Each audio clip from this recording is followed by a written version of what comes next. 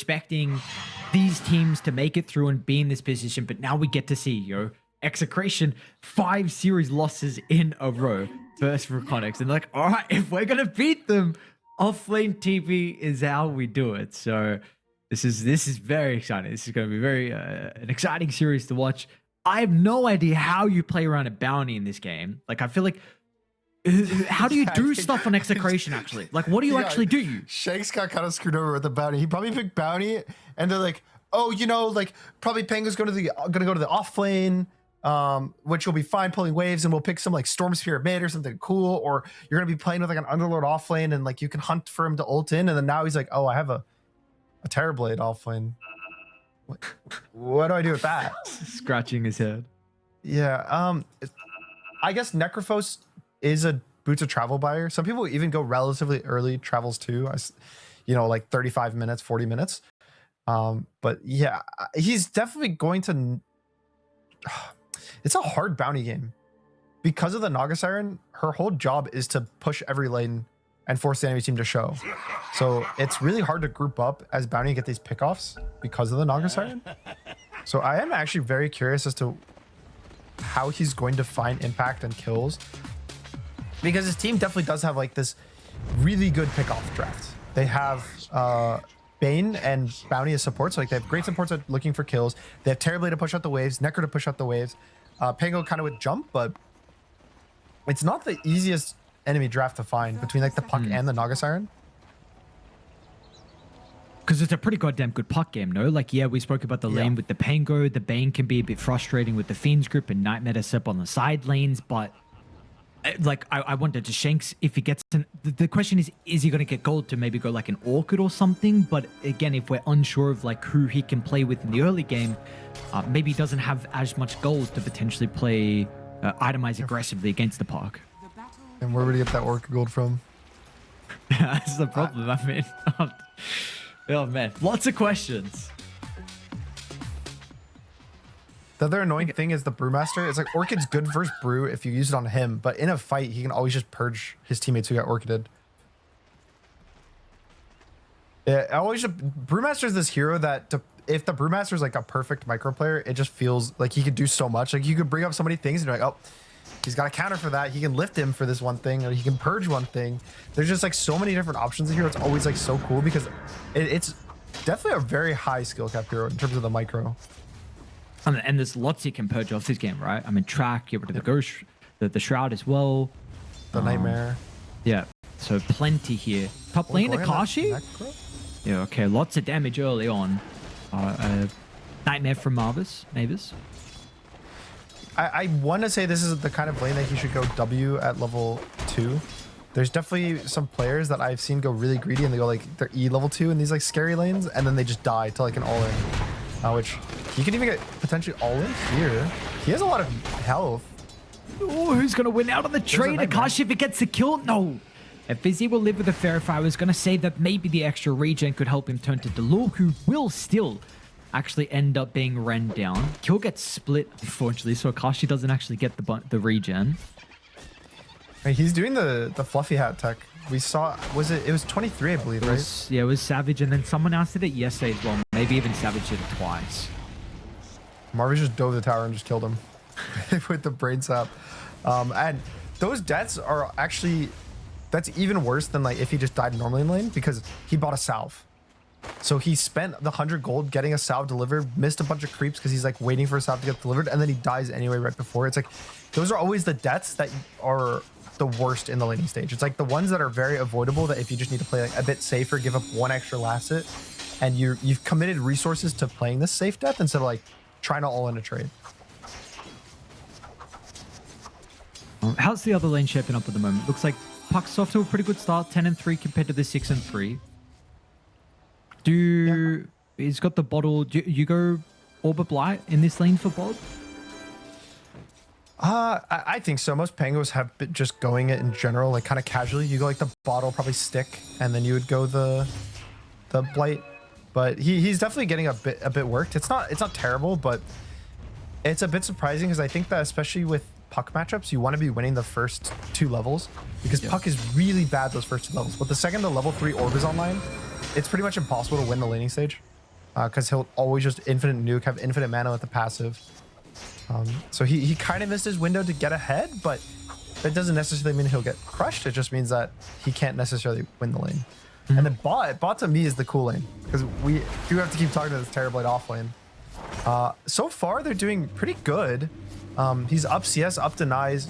He did pop the meta, so this is like his peak for the early game laning stage, but I guess he kind of can like soft fight the Naga illusions because he has his own, so he has like just really high physical damage to deal with them.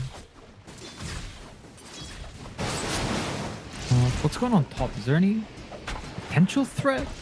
Batman's going to push the lord down. Looks like FBZ and Kim are cutting. It's a nice Courier snipe to get rid of the boots from Akashi, so extra slow. He's kind of in danger. Another close with the brain sap. Wow.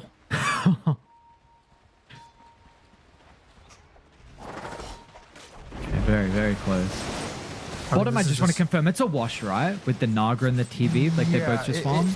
It should be in my head, but TV's actually doing pretty good for himself. Like, he's up 7 last hits, 5 denies, and it's because I keep looking, and every time Naga Siren again, FBZ. Oh, this time he's not going to be able to get away from this. This lane is starting to be a really big disaster. This is usually what happens with the Necrophos safe lanes. Like, every time we see Axe, Necrophos gets brought up as a carry, right? Because of how bad it is. I think that no one was expecting the Necrophos. I'm gonna be so honest. When you pick the Brewmaster, you see the Terrorblade, you see your matchup. And so now you're just playing a melee hero, like a strength melee hero. I guess he's universal, but it's just so painful for him. And getting off to such a good start in the Necrophos in this kind of game, this is such a good Necrophos game. Like, great carry matchup versus the Naga Siren. In addition, one of the biggest worries we have with Necrophos, like we saw this with the 23 Savage one, was you have terrible building push. Like, no matter how ahead you are in the game, you can be up 15,000 gold. Ending the game, getting those objectives really hurts. And it's a struggle, but if you have an offlane Terrorblade, he's going to buy right-click items. He's going to be able to press meta and just hit the base. So you kind of have this like very interesting draft that kind of looks like it's going to work out. Guess it's just a question again of some things then you're going to have a little bit less of. The stuns, the playmaking in the early game. Bottom, there could be the ensnare early. Tino does have the meta back up to potentially push Jikroy away, so he's going to be relying on the illusions to get some of the damage into Shanks, but Tino's actually still taking a bunch as well, meanwhile. But get a little bit more right click out. One more from Varish might be enough. Tino just lives. Shanks still runs into Delo. Okay. Good tread toggle by Tino. He switched it to strength like right before the last 2 right clicks. If he didn't, he was going to go down. And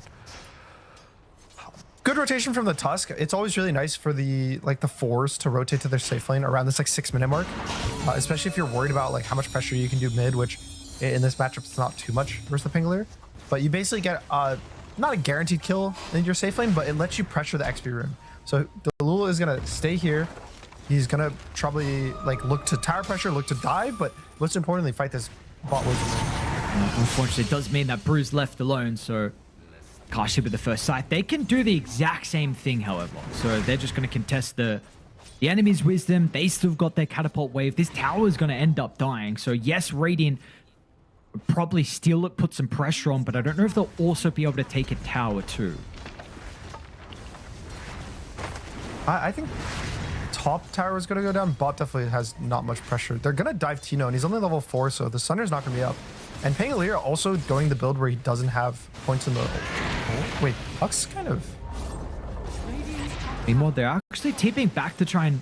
Is Tino really going to get the wisdom? But they didn't commit on Radiant. Batman's going to be disrupted thanks to the illusion. Bob kind of gets body blocked, and he actually does TP down. I know you mentioned the pressure about he was putting onto the puck, but now he's actually tried to show up. So regardless, we do get both wisdoms for Dial. I mean, really, really good start for Execration. I think, you know, going into this, we're kind of saying, wow, 5-0 for REKONIX, but Execration's lanes look really good. And Bob. Oh, the nightmare him out. Okay. Oh, he got stuck.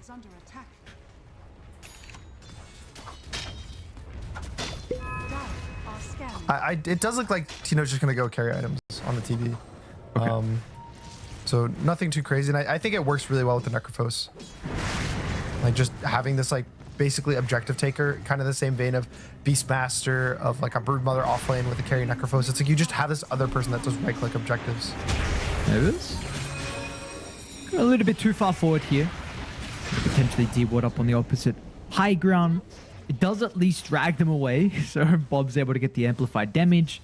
They're also wanting to invade into the triangle where maybe they're anticipating FBZ to start to move over. Shanks will get the vision. Now, FBZ still only level 5 as well. He's so close to having the ultimate available. He's actually might just run it off, in fact. Okay. I mean, even with him surviving there, like all this pressure means Necrophos, he's getting like a 12-minute radiance or something. So Insane. His game is going to be super good. And like I said, it's pretty much, at least carry matchup wise, super free Necrophos game. Puck generally doesn't do enough damage to really deal with Necro. Like if you look at Puck's like damage graph in the fight, it's just like a slow, like consistent amount with a bunch of right clicks, which is perfect for Necro. Because he doesn't die to that slow burst, like takes a damage, he'll just heal himself throughout the fight. Gets a kill, all the Puck damage has been healed. There is like the Brewmaster interaction where he can purge the Ghost Shroud, but I don't think that's necessarily the biggest deal for him in this game. Bottom lane. Nice Nightmare to start from Marvis as well, so they can get the TP down from Akasha through the portal, but unfortunately, the scan from Radiant, they were already well aware that something was occurring, so as soon as that went red, they instantly disengaged once the Nightmare is going to be disrupted, and this tower will be pressured, however, with the meta, so it's going to be another objective by the looks of it that Execration can find, and there's not really much REKONIX can do. Yeah, so they actually did play Terrorblade offlane yesterday. And so he went there you go. Vlad's, Manta, Scotty, and then a Pike.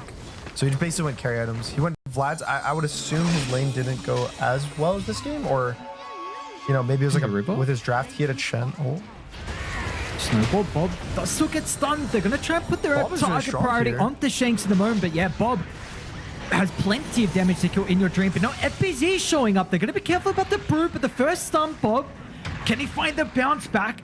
Does indeed. Now they've got the Fiend's Grip as well. What perfect driving from Bob. Great spell casting. You're well aware of everything that he needs to do. And that's going to result in some big kills for Execration. We've got a 3k lead now. Yeah, I mean, all lanes kind of went perfectly. I think Pingler kind of getting a lot of impact in that fight with the max like spells. He gets the kill, so he gets his level, a level in the ult. And I mean, just overall, playing super clean on the map. Like every single one of them, I think, is always in the right place at the right time. I think Shanks still is kind of struggling on the bounty hunter, but all he needs is his team to get kills on this hero, right? Like at some point, if your team is just able to get kills and you just get them bonus gold with the track, like that's kind of good enough for the game. Like you don't really need to do much more on the bounty. Is there some items you would like him to go? He's got the urn, looks like, into the drums. In this game, it's a weird game of items to buy. Like the Brewmaster counters a lot of the items he'd probably want to buy. I think a Lotus can be kind of cool, or maybe like a Yules.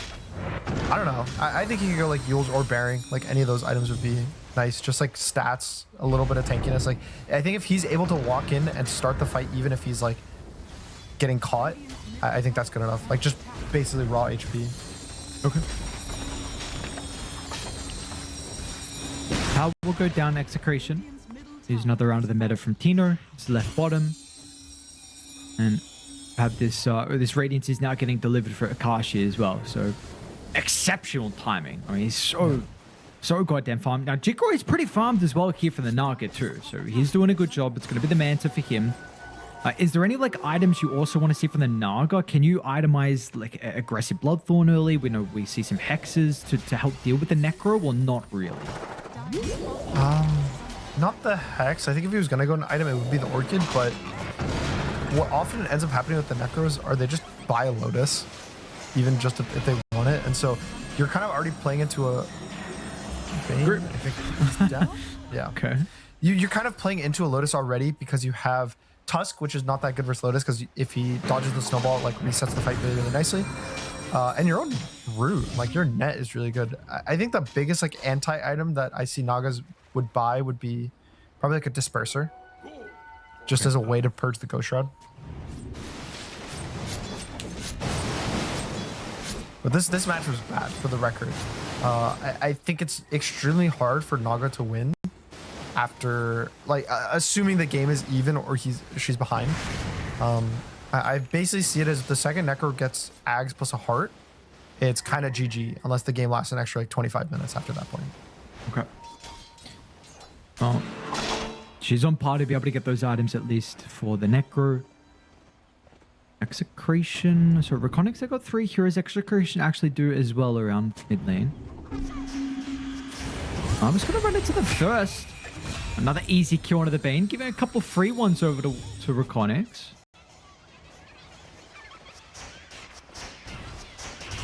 Honestly, it always something people always say is like, oh, it's just a support kill. It's not like the biggest kill because you don't get much. You don't remove a lot of gold from the enemy team. Like whenever you kill core, you're preventing someone from farming. So the enemy team basically losing gold and you're gaining, so the gold advantage is bigger. But even killing a support gives you so much XP and gold these days, and you can't really afford to die this often. Like one more Bane death is kind of makes the game even in my opinion. So I think that they need to be able to group up. It's just so hard to group with both drafts. Well, a lot of it depends as well, like where you're dying, right? And he was accomplishing really nothing in the mid lane. Maybe they weren't even smoked on Radiant, so it's not like you're really going to catch Execration by surprise with the fight in the power rune. You know, it's a different story if you're tanking a gank or you're shoving out waves and you're dragging attention down. That was just like, that's a mid lane death. I love my mid lane deaths. At least it's a bit different on a support, right? You know, it is better than the core pushing out the mid lane by himself. In the yeah. No. So, yeah, this is the question that we were wanting to see answered. Like, Shanks, what is he going to be able to get done? How are they going to be able to play around him? He's actually, he's got Orchid queued up, so we'll see how fast he's able to get that as well to potentially be a problem for the park.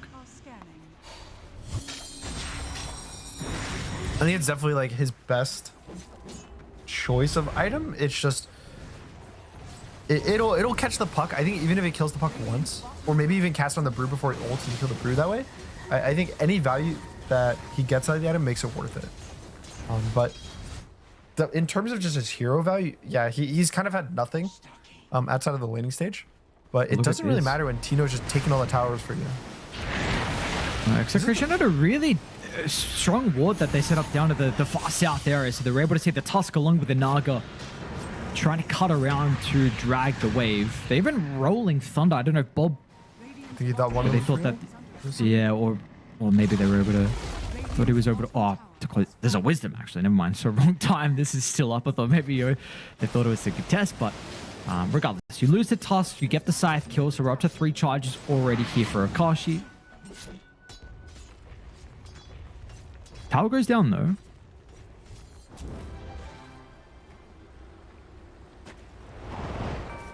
Time for FBZ to catch up as well. I know he's to have this Midas for a couple of minutes, so it's not too far behind, all things considering.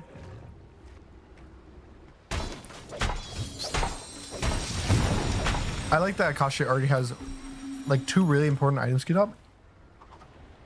He has both the Lotus and he has the Boots of Travel too, which is like really cool. I did say like, oh, they go early Boots of Travel too, like relatively early, and he's going really early.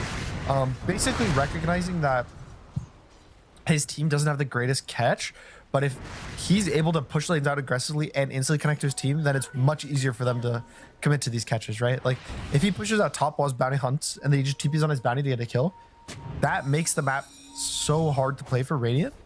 And I actually really like it. Like it seems weird to buy it that early, but he's strong enough that it makes valid sense. Makes really good sense.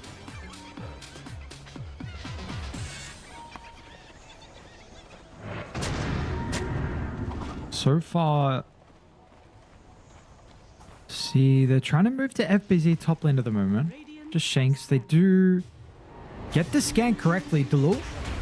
Nice read. Just snowball easy.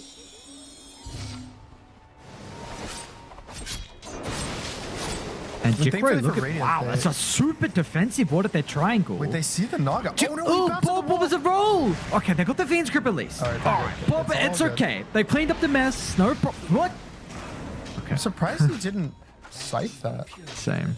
Maybe valuing just like having the cooldown for a fight, but I don't know, man. Oh, if he gets his brew kill, then he's just the smartest player of all time. He's already reading the future, Akashi. Dude, I would have yoinked that +2 regen personally. Yeah, come on. Get to stacking.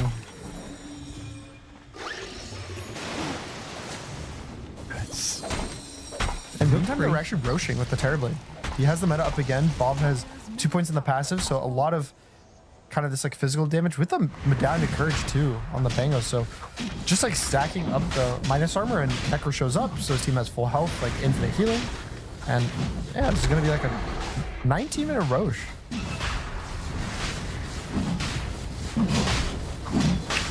Who do you give the ages to?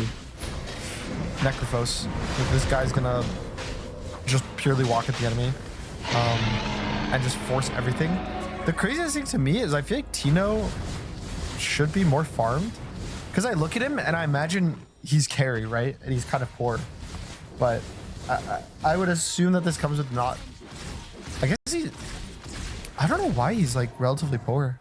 I guess it's not. He's not poor. Necrophos is just farmed. Ultra farmed. Yeah, like maybe his network's I had a really good ward once again that I was able to give them the vision. They're going to try and counter though. In your dream, a beautiful silence enables FBZ to get the primal split off. The Ghost Shroud will be there though, so the Necro purged.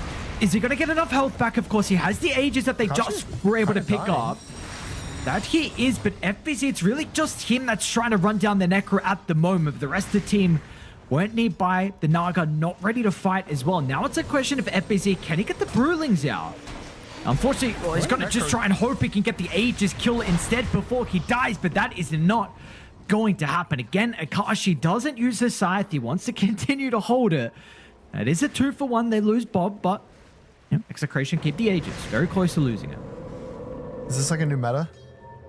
Is there something bad with pressing scythe? No scythe? I don't know.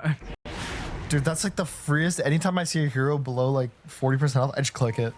I don't care if it's a support, a carry, whatever, just click it, man. It would be up by now. He may have even had it in that fight if he clicked it the first time. True, true. No, he's got it for Jikro now.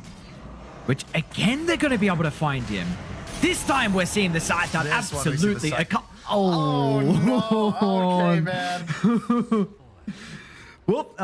He's not. He did. Next time he's going to make sure. He did click it onto the Naga Siren. And it is now on cooldown. Gonna get the stack though, Gunner. What the hell? Yeah. I think it's like the caster curse thing, where it's like, you know, the worst part of what it, like the worst interpretation. It's like a genie, right? Like we have wishes for the players, or we have praises, and then the worst interpretation of that happens, or something to prove us wrong. I think there he was like, yeah, I will cast the scythe. You guys are complaining about it. I'll cast it.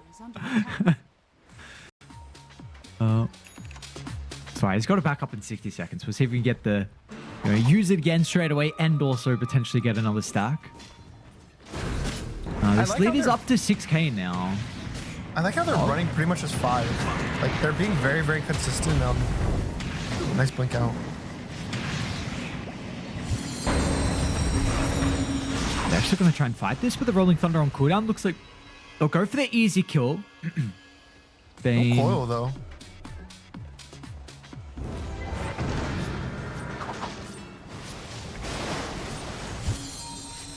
A bit of a waste of the meta, unfortunately.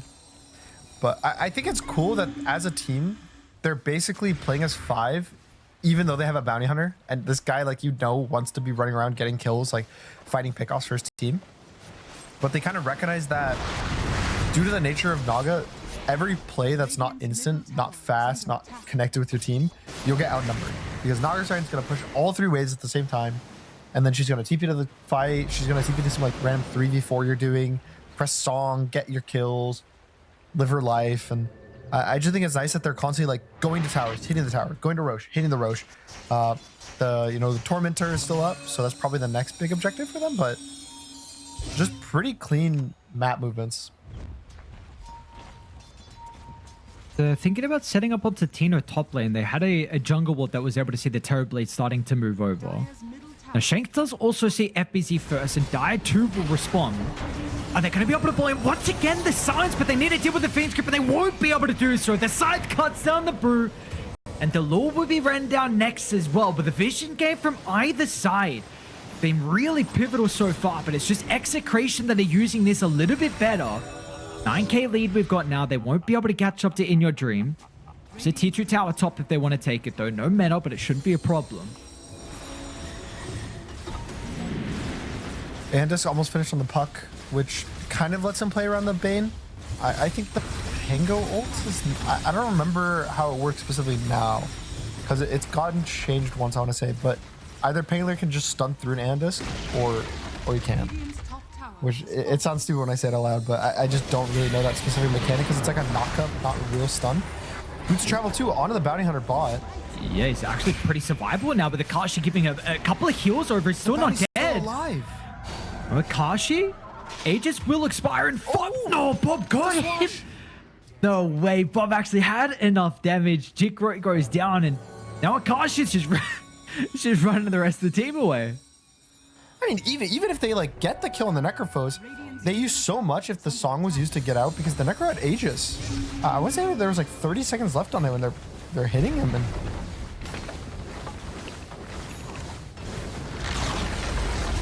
that has to be one of the saddest Naga Siren deaths, though. I always think it's so cool when people have ways that they can play around the Naga song. Like in this instance, it was Pango swashing into it just to get the damage, even though he gets silenced. Yeah, some like long range catch is always like your typical ones you think of. It's so annoying just seeing like Naga songs and then everyone just TPs out. You can't do anything about it. Yeah. I am surprised that Naga's been so popular recently. This is like, I want to say the third time we've seen it. But it's most games, it looks like a very mediocre hero when it hits his mid game. I remember... Was it yes? Okay. Sorry, keep no on. scythe. Next one. He'll hold it to get another Naga Siren kill. I don't know. It was yesterday, right? The Naga versus Drow.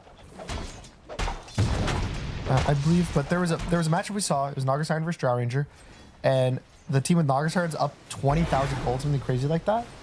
But the Drow Ranger like 2 or 3 shots to the Naga, and you can say that's a counter, but there's also a counter in this game, which is the Necrophos, which is, in my opinion, a terrible matchup for the Naga Siren. And not only is it a bad matchup, but it's also they're up 14,000 gold for the Necrophos.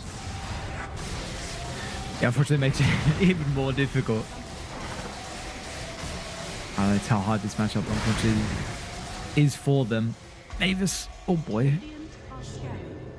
Gag shard now for Shanks with the Tormentor getting claimed. Radiant are actually pretty far pushed up mid lane. We haven't really seen them cross the river for quite some time. No one TP back to the T2 tower. They're actually going to smoke. Potentially anticipate some of Execration's members to actually go through the portal. Now they might run into Shanks. You should know that that's a real Naga, especially with the Manso getting picked up. Hello. Good blink out from Mavis.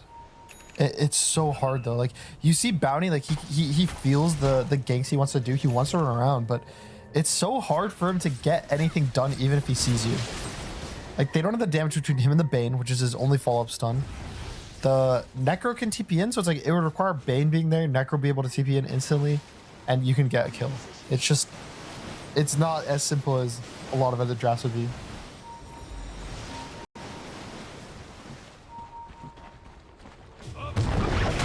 Oh, FBC actually jumped in. Trying to kill the Bane. Doesn't get the ultimate off before. Nice snowball, however. Delord's going to give FBC an opportunity. They tried a song to reset the fight. What's going to be the call from REKONIX? Of course, down a good chunk of gold. It's not going to be an easy team fight for them, but the Necro's falling pretty low. Hang on. Akashi, a quarter health, back to half. Shank gives him the Lotus. Akashi still in a little bit of danger. Meanwhile, over towards the left side, Bob controlling Jikroy as well. With the Naga not able to get back into the middle of the team fight, and without the Naga's damage, it means that Akashi is back in fighting shape. Thanks to the heart, he's absolutely okay. And Jikroy will also live as well, so at least the Naga makes it out. It's a fight once again that goes Execration's way.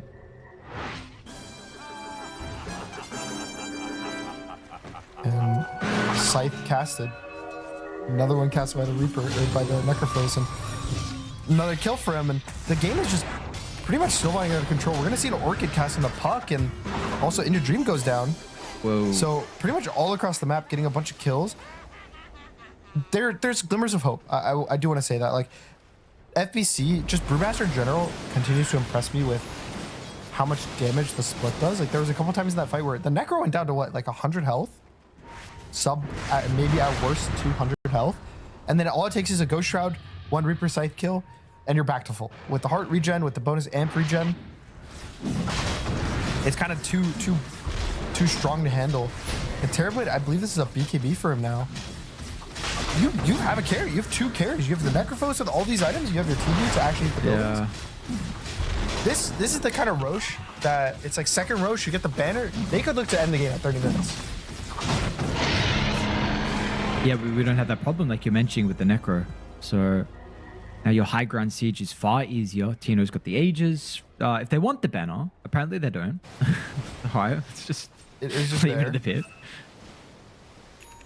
The first one kind of sucks anyway, you know? You want the second one, you want the third one. You want them to be bigger, take more damage. True. You think they'd notice? When they start to go high. No one's gonna notice, yeah, and then they're gonna push high ground with the siege, and someone's gonna go, oh, you know, like the Necro's gonna be like, oh, TB, can you banner the siege? And he's like, I thought you picked it up. that it does happen. It generally does happen where you're both, but everyone's like, oh, someone dropped the banner, and everyone's like, where's the banner?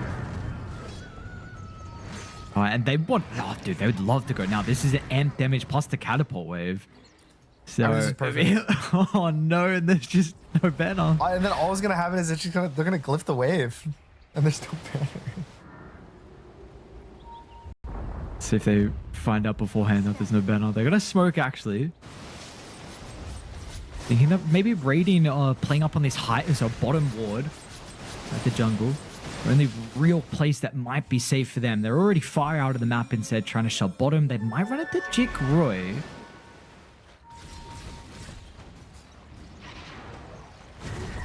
Now the question's like, huh, where's the banner? Dude, this is so sad, man.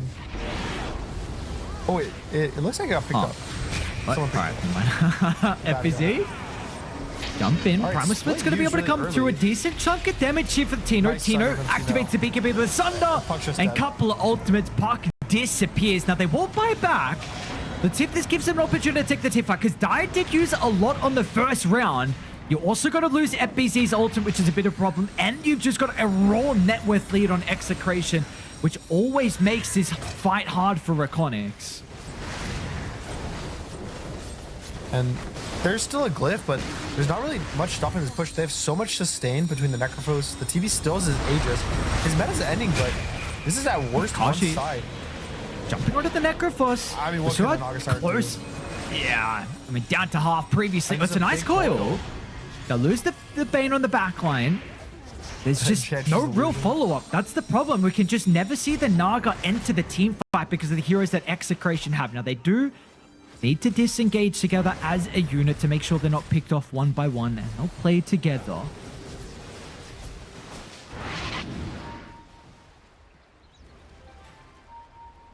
And Aegis not even used for this trade. Sure, you don't get the racks, but 22,000 gold. You kill the puck one more time. You get up all of these items.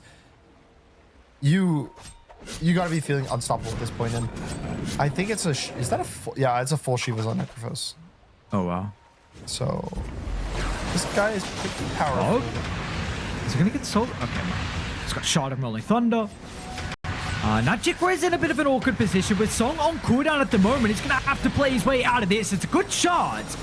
Blocks the second bounce back from Bob, and now Radiant aren't doing their best to respond, but it's just not going to matter. Jikroy, he can't juke with the illusions in your dream. He needs to respect his own life as well. They've got the grip in a couple of seconds with Blink up shortly as well. The track for the vision, they should get in range. And all the ultimates once again. That'll be a die back. 80 seconds, no puck. I wonder if...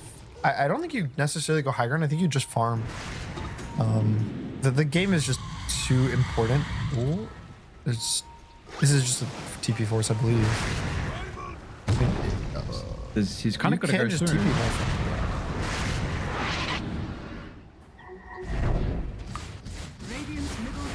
back to mid with the push, with the meta.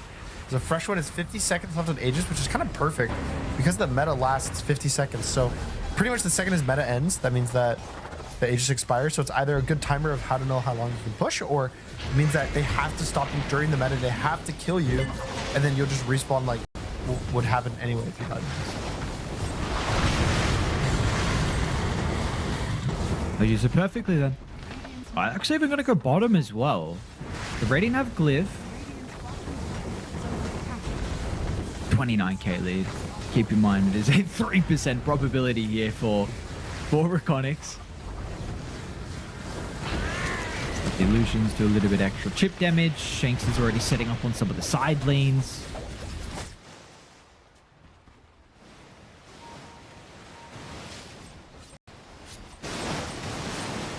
Is this with the Necro, do you feel like this is I don't want to say TB specifically, but like other more greedy scaling offlaners that can siege? Is this something that you feel like should be considered a bit more? Offlaners in this patch, not or mids really. As well. I mean, it would be like a Beastmaster. I think would be the closest. Bristleback I've seen occasionally this patch be good. They want to jump the Necrophos, but do you actually want to jump them, or is this just you're being yourself? I don't know. Like, be so careful because again, like the silence has been good for the puck, but if you use it without canceling the Bane's Fiend's grip, then this has been pretty problematic so far. Maybe the snowball save can be there from the Tusk, but unfortunately don't have a whole lot of spells that they can work with. And again, you don't really have a carry, all things considering. Yeah, it's... I don't know, the matchup for Naga Necrophos is so bad. All it takes is an Ags at this point. Like, he drops the gem on Akashi for an Aghanim Scepter, and Naga-san can never enter the fight again. There's so many items that are needed. They're going to try to jump the Terrorblade right now, but I don't think that's going to really work. They've lost the Tusk already. He's got to buy back Scythe from the backline as well. Akashi doesn't get the kill onto Varish. Spaceship will be activated. Jikroy with the song as well. They're going to be able to run anyone down. Nothing really much is happening. I mean, it's resetting the fight. Tino's been able to deal with the Brewlings while the song's going on. Marvis as well gets the Fiend's grip at the last second. That's a die back out at the Lul. They're going to try and leave the base to take the team fight. The final one potentially at that, unless they're successful. TP will die. Now, Akash is kind of alone, but that's not a problem. Bob's actually still alive as well. Two heroes guaranteed dead. Now they've also lost the Naga without being able to rejoin. This is, I mean, they don't really push fast because no TB, but this definitely will be, oh, they're going to call that anyway. All right, Execration. They pull something a little bit different. I know you mentioned that they played the Terrorblade yesterday, so this is an interesting strategy that they're rocking in the qualifiers. Yeah, so yesterday when they picked the Terrorblade offlane, it was also similar, like they 14-15 it. I want to say this was like 2020 or late 2019. And basically what happened is that you'd go Jug, you'd go Sanji, Dasha, Scotty, have a Jug empower, or Magnus empower you, and you just go high ground, and you're unkillable. So that was a bit like low interaction because S and Y was broken back then. But and besides that, fun hero, great hero, Omni Slash, super fun spell. Definitely one of the best ultimates. Oh yeah, no one does, dude. Everyone loves his Omni Slash spell. It's so good. Just, love my 120-second ultimate cooldown. Just randomly, like sometimes like you walk uphill and you just lose vision for that like frame that just like happens with the fog, and you're like, oh, my Omni Slash ended, guys. Oh, sorry. So stupid. I know, I think I saw something about Yatoro try to post like a bounty for someone to recreate it. of like someone walking up high ground and then jug ult ending. And I want to say no one is actually able to recreate it. Really? Maybe that bug got fixed. I feel like I saw something on Reddit about that. So maybe no more bugs. Maybe Juggernaut is broken again. He's back. Bot Rune Mavis is kind of in danger here, especially if he gets bushwhacked. Look at the boars. Yeah. It's got a Probably with no blood grenade being committed, he'll be fine. He had the blood grenade is actually in Hoodwing's backpack. But I'll say the big thing there that's like the biggest corner nerf of Beast is not having the free Hawks when you get the boards, right? Now Hawks is its own spell. If you had the Hawk there, that's like for sure a kill. Like if this was the last patch or the couple patches ago where they were kind of tied together. So the first of the Beastmaster nerfs, but in this lane, I think that it's a lot going to be on Shanks, in my opinion, of how he's able to utilize the Marcy to like get on the Beast, commit on him. Because again, this hero sucks at exactly right here, where he gets thrown in. Blade? He's in this like forced commit. Oh. There's the Blade Fury committal from Jikroy. Well, who's going to win out? It looks like Varish actually finds first blood, and Jikroy is going to be able to walk it off. He will. And Tina's also quite low as well. Another Frost Blast and a couple of right clicks. They're going to be able to get a second. There we go, Juggernaut. He's off to a flying start. He needs to solve, though. Bit of a problem. No, there we go. He's got a healing ward. He's got his own. Broken hero. Best hero in all of Dota, guys. Why is the Bane top with instead of the Marcy? It's dodging the Bane Beastmaster matchup. Like that matchup is picked because Bane is one of the supports that has issues with summons the most. So having the ability to dodge, and also Marcy in theory is good versus the Beastmaster, right? Like Beastmaster doesn't like having the 100-0 commit to like trades, and that's exactly what Marcy wants to do. Like she full in commits on you, especially at that level 3 with like 1 point in all spells, and just forces this weird trade where Beastmaster doesn't like it. And with the carry that can full reset kind of resources with a TP, I think it actually is a lane that should beat the Beastmaster. I was worried with the Nature's Prophet, but I think with the lane swap, it looks good to me. With that being said, how I was expecting top to play, well, how I thought maybe it could occur is with the level 1, which we just saw, but with Bodyguard leveled up from Marcy top, where the Underlord and Marcy could fight the Jug. They just like trade into the spin. Yeah, and also maybe with Rebound just to get away so you don't die. I don't, of course you have that, but you know, with how you're able to play with the Nature's Prophet here. You know, Akashi, 13 last year, so he's off to an absolutely great start. I think putting the Marcy top forces you into a 50-50 lane top. Like you won't win the lane and you'll lose bot, is how I see the lanes. Sure, maybe there's worlds where you'd win the lane.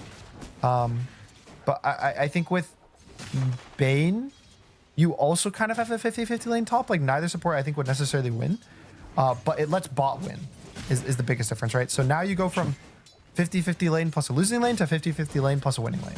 So the math on that's always just gonna kind of feel a bit better, especially when your mid laner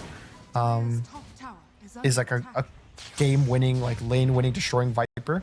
You probably just want your silence to be as stable as possible. When would you like to see the Bane potentially put an early ward behind the T1 tower mid for In Your Dream? Because we've seen, of course, you know, the Storm Viper matchup, you're going to leave this lane pretty shortly. Yeah, I think those wards that they place on the cliff by the Dire tier 2 mid are always like super good when you have these like mid lane matchups. He doesn't have one now. He's just going to secure the 4-mana rune, but like you get there, this guy's going to jungle the second hits nighttime. And Lich TP. Lich has no TP now if they try to dive the Storm. A bit awkward. Bottom lane, FBZ. Okay, there we go. Now he's actually going to use the rebound to jump in on the Delul. There's a bushwhack. He missed the bushwhack. Oh, yikes. And now mid lane is TPing in. I think he completes his TP. Wow, absolutely it does, because look at the health pool from In Your Dream. The kills across the map. Execration. I mean, this is what you were worried about. There's that lane win down bottom and the Nature's Prophet, and he's securing the mid lane as well. And he missed, I want to say, one melee creep, and he might have even gotten the gold from it with his treants because they were still active bot. And lane's going super good. I was going to say one big concern, which is generally Marcy, especially against these like weaker mids like Storm, you want to rotate and kill. Like you want to TP mid, you want to rebound, pull him back, and it's just a dead Storm. And usually as position 5, you can't do that as easily, but when he carries Nature's Prophet, he kind of does that job for you, right? Like All he has to do is press TP. He can do it again in 30 seconds. You see, In Your Dream has pretty much retreated to those 2 camps. Like, those are the mid jungle camps. He's already there. And this is where that like ward would come in, right? Like, if you want to, you place the ward up there. And Mavis is looking just for kind of a You're gonna be able to 30 get health? the kill? one more hit in the Lich. Oh, nice fairy fire. The Train Gold as well. It's nice. MP's actually thinking about TPing onto Varish. Won't find that opportunity. We'll see. Yeah, he's looking Aggressive again. glyph mid. There's a Lotus though. This is scary, right? Like, I think he. Oh wait, he just put the Lich walk back into him. Okay. Because he's scared That of the TP. He's like, happens. I guess I gotta walk down, guys. It's okay. It's okay. Kashi Maybe bottom? they get to go on Akashi. If they're gonna have the damage. Oh, very 60 health. close. There's one silent winner, which we haven't been talking too much about after that first blood, but it is the Juggernaut, right? Like, even though they're kind of losing mid and bot super hard, losing this mid tier 1 to just the Nature Prophet Siege, Jikroy's having a super good lane up here, pressuring Tino. I don't think he's gonna die, but one more Lich Blast now. It would have required like three crits in a row or something from Jug. But he is gonna go for the Bottom bottom lane. Bob's actually gonna TP down. Nice pushback from Delul. Might a give an sick opportunity, but with the positioning Shanks from might go Marvis, comes behind FBZ. They will lose Shanks, but probably going to be a double kill for Execration once Bob's able to start to get the poison attack onto Delul. And they'll even give him the kill as well to try and help enable this Viper, who is third in net worth, but without some kills, he doesn't have that many last hits at the moment. You want to see this guy scale.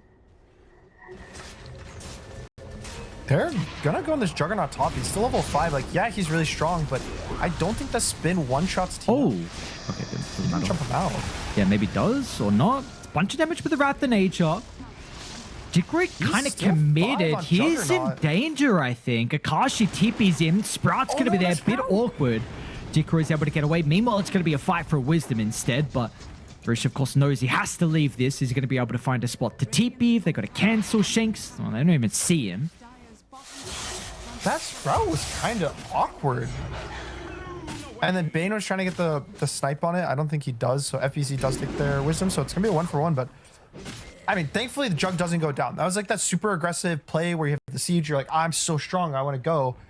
But that, I think if he dies there on Jug, like everything about the early game, like I was just saying, basically, Jug is their last hope. Yeah. We'll go down the drain. So thankfully, still in the game. He's all good. Underlord definitely is struggling. Like the lane matchup, I think, is kind of showing off here. But I don't think he necessarily needs to have the most gold to have impact in this game. Like just being able to get even a pipe, depending on like a pipe or a crimson, one of the two, would mitigate a lot of the damage of REKONIX. I guess he's also got a pretty nice role to defend the safe lane. Like, do you see an easy way for them to be able to kill him down bottom with the lineup that they have on die? Can't he just defend this? Yeah, not really without committing so many resources and letting his team TP. Like, as long as Bob's carrying a teleport, I think it's way too hard to dive down the Lord. He's level 7, about to hit his level 8. Going for the Mage Slayer too, so a lot of big items are going to come out. I think the Mage Slayer for him, the Maelstrom for the Nature's Prophet is going to increase his farming speed by a big margin. Oops. It's in the bush. It looks like they want to dive Tino though, with the Lich here.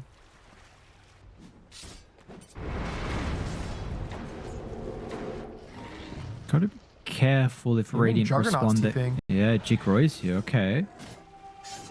Tino no, just Tino. gonna walk straight back into him. No creeps this time. You know, Jikroy is gonna get full usage out of the Omni Stash and kill. Very important one as well. Now they can open up that tower. I was concerned that maybe the Underlord was going to be able to stall this one out. It should end up going down. It's going to be the Helm Dome completed shortly for the offlaner.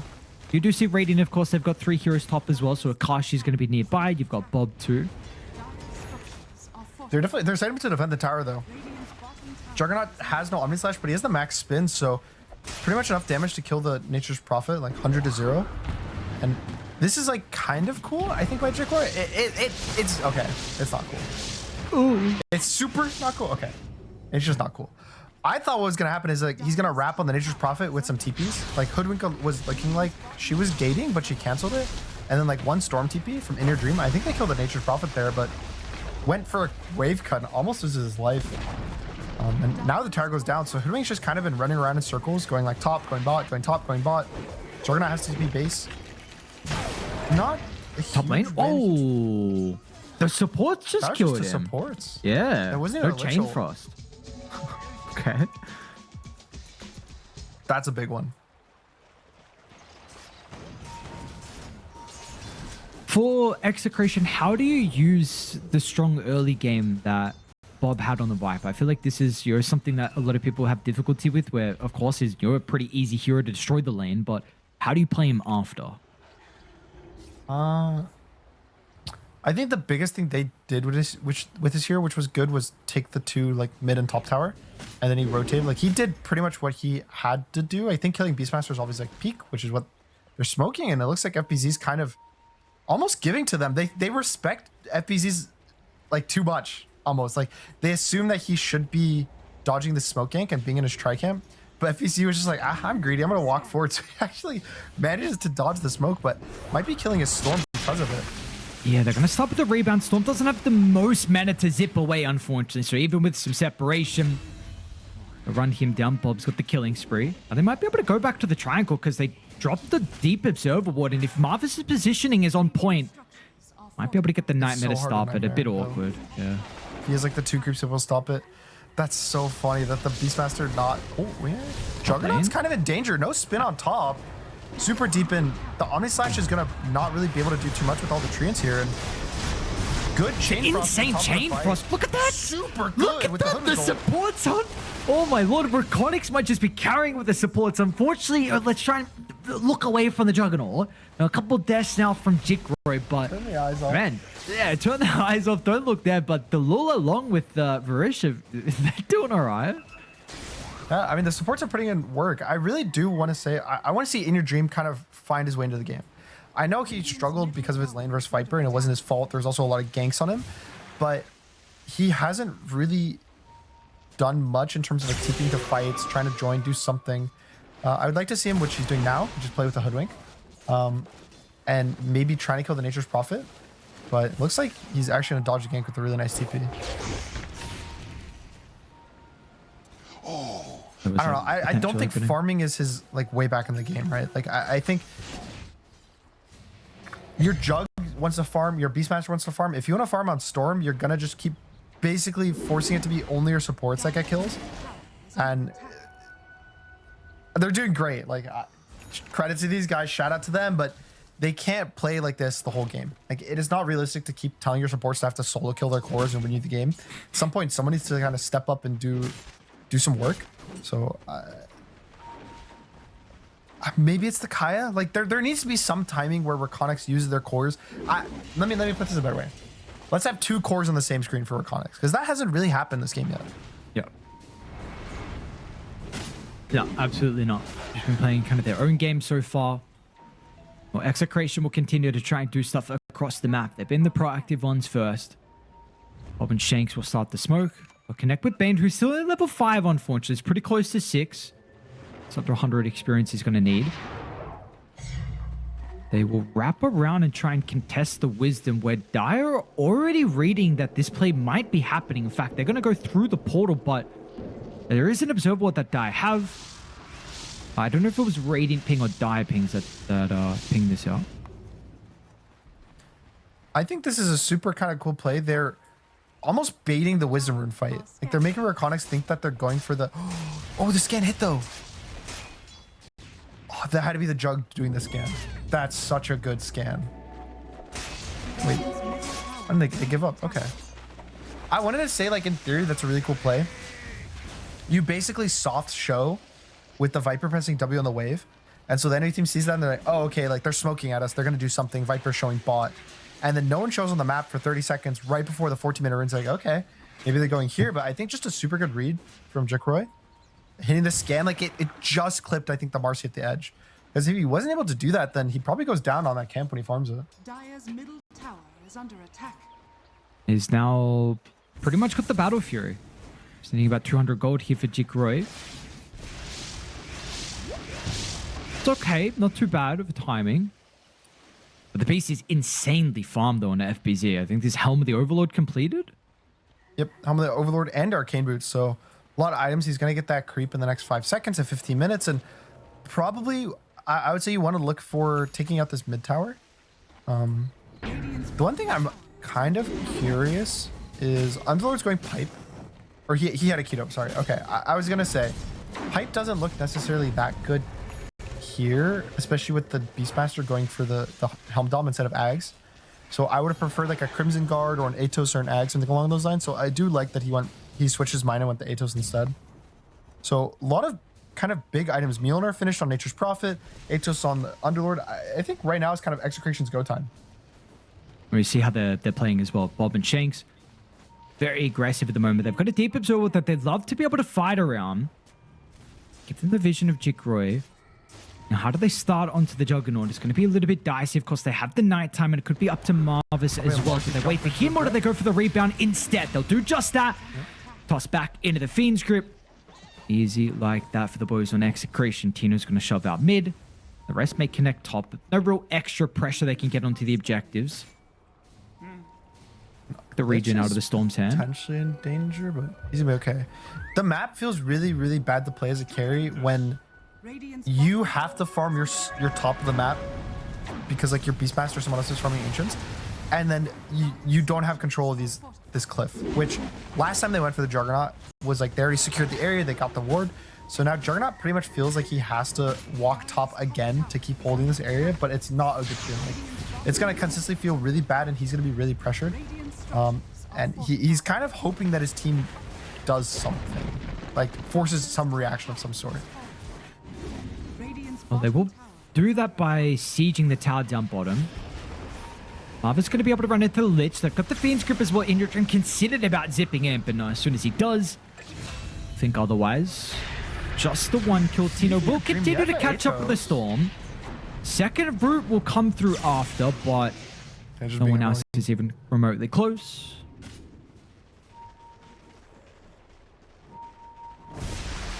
There's your space. They're still kind of sticking around on Dire, but Execration have to go all the way back to the opposite side of the map. What do you do if you're Dire here? How do you play the map now with just seeing a bunch of TPs bottom? I really think that they need to figure out how to take this fight. Which well, they got to protect their Storm. Let's see if it's going to be enough here from the Lure in your dream. He's actually okay, yeah. Gets a bunch of health back, zips to the right side. Bob's going to try and enter with a Kashi here as well. Execration should be favored just with the numbers advantage, but the Juggernaut is showing up to the team fight. Jikroy's going to be in with the Omni Slash, but it bounces onto a couple of the treants. It's not a bunch of damage, but it is enough for the first kill. Is he going to be able to get Bob as well? But the healing ward lay him down. Jikroy absolutely will be able to stand his ground. That he is, but he's not going to be strong enough. A crit to cut away his head. Now Marvis as well. Rish should be able to cut him off from the pass. The Sinister's gaze back in Jikroy. Apparently the Juggernaut is a bit too strong right now. You got to be careful. Triple kill. That's the kind of like mid-game Omni Slash, right? Which is both Nature's Prophet and Viper struggle in a sense versus physical damage, which is like it's a weird thing to say because I feel like most heroes just die, right? But those are these heroes that are very immobile and they don't have a way to regain health. Especially the Viper doesn't have any way to attack speed to the Juggernaut when he's invulnerable. Shanks is gonna go down, I think. Yep. But both of those heroes are really squishy to just dying. Like they're very vulnerable to Omni Slash, I guess is like a very simple way of putting it. And I wasn't expecting it to actually just basically solo kill 2 cores by himself. Yeah. How do you, what do you put the current game say? I know Dire about to get Roche, so maybe it will sway you one way, but if we didn't see them take Roche, would there be a lineup that you'd feel more confident going late game? Because it's dead even. And for me, like, this Viper's not far enough ahead of the Storm than what I would want it to be. Definitely if we're talking late game, it would be Dire.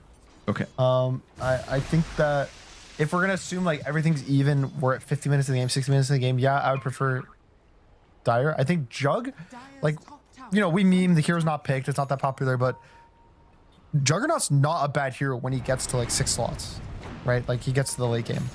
And I think it's a great Jug game. His biggest worry this game is the Bane grip because it pierces the spin. Oh, wait, the low? And actually, he was on this high ground for quite some time, and they're actually going to get a kill with the information he provided them, or will they? The Underlord goes down, but Execration will respond. They're close to the T2 tower to be able to TP him. It's a bit awkward, though. They'll split away, so the Chain Frost doesn't really get too much value. In Your Dream has an arcane rune for the team fight as well. Now, Bob brought up, and they'll play their distance. Oh, Shank's unable to pull him out, and now In Your Dream is going to be able to close, or will he? No, Shanks looks okay for the moment, but it looks like Bane will be caught instead. So REKONIX are rolling now. We got a 4K lead. They're playing the Beastmaster game. Like this guy, basically the second he gets Helmet Dom 2, they just play, go, go, go. And you look at this draft, and yeah, I'm talking about the late game. Yeah, we're talking about scaling, but Juggernaut is also a mid-game beast with the healing ward. Like he loves grouping with his team. When you have, let's say, a hero that has an item that gives him a creep that has 2,000 health, that's pretty good when you have a percentage-based heal for it, right? So the Juggernaut Beastmaster is just this really strong team fight combo right now, enabling like tower push, Roche push, just fights in general. There's no more broken healing ward talent anymore. It's now the Shard, which I actually would consider the Juggernaut getting it. Like the extra hit on the healing ward. I just think it's really good with his draft, like with the Beastmaster, with all the AoE random damage that's coming out from Radiant. Yeah, I wonder when in general, like, Jugs can buy this, and especially in a draft like this, on what's kind of going through Jikroy's head. So we shall see. Well, luckily, Rish gets his own Ag Shard now to work with for the Lich. Already got the Boomerang for Delul. These with 7K lead. Really is got a pretty far out of hand for Execration. Again, question marks on now, this Viper hero. Like, how are you going to be able to match up? Storm Spirit's got a BKB. You got a potential another kill on Tino. 2 supports once again, apparently doing it all for Dire. They helped a lot in the early game to make sure they didn't fall too far behind. Now, Tino's got 5 deaths, and they're going to be able to walk it off as well. What a quick turnaround, right? Just what, like 5-6 minutes ago, before that fight bought, we're like, oh, this is so free. Execration's rolling the game. They're just gonna keep stomping. Now jump on the Viper. There's an Omni Slash. Ooh, yikes! Pop as and well. another Did they +1. see the MP? Or some of the low ground? Is he going to be able to escape this? No, he won't. Brish drags it back. It's going to be another core kill. Shanks is not really going to be able to do too much. And is he ran down? He's got rebound at least. There's going to be enough mana to zip on in. What's going on? Execration. They're completely crumbling in this second game. They... Radiant's middle tower is under attack. This is a concern. I want to say it's a lot on the dual cores, Viper, Nature's Prophet. Like they're the same hero. If you look at it, if you like tilt your head sideways, do you know what I mean? They're basically both these like slow heroes in fights, at least, that just right click one guy until he dies, and they right click the next guy until he dies, and that's about it. Obviously Nature's Prophet map wise is really fast, but team fight wise they kind of overlap their role, and they don't have stuns. And they don't have ways to kite the fight easily either, because they have like these slow, like really slow heroes. They're offlaters at Underlord. Yeah, I think it's just a lineup, right, where you can simply say just the margin of error. Like if you make a couple of mistakes, then like, what a bug, hold that. It's gonna be fine. When you start playing from behind, like you have to have the map control, and you need to be using the net worth advantage you have, with the TPM, with the Fiend's Gate, the +1. The lane advantage you had with the Viper to the Storm Spirit. Now, once you don't have that, then you're seeing what's happening, like what you just mentioned, where you have these two heroes that are incredibly similar. So, it's going to be... I mean, it's already 5% probability for Execration. I mean, it's not going to be a fun time for them inside these team fights, and that's all they're going to get now with this deficit. Yeah, I think it's kind of a good...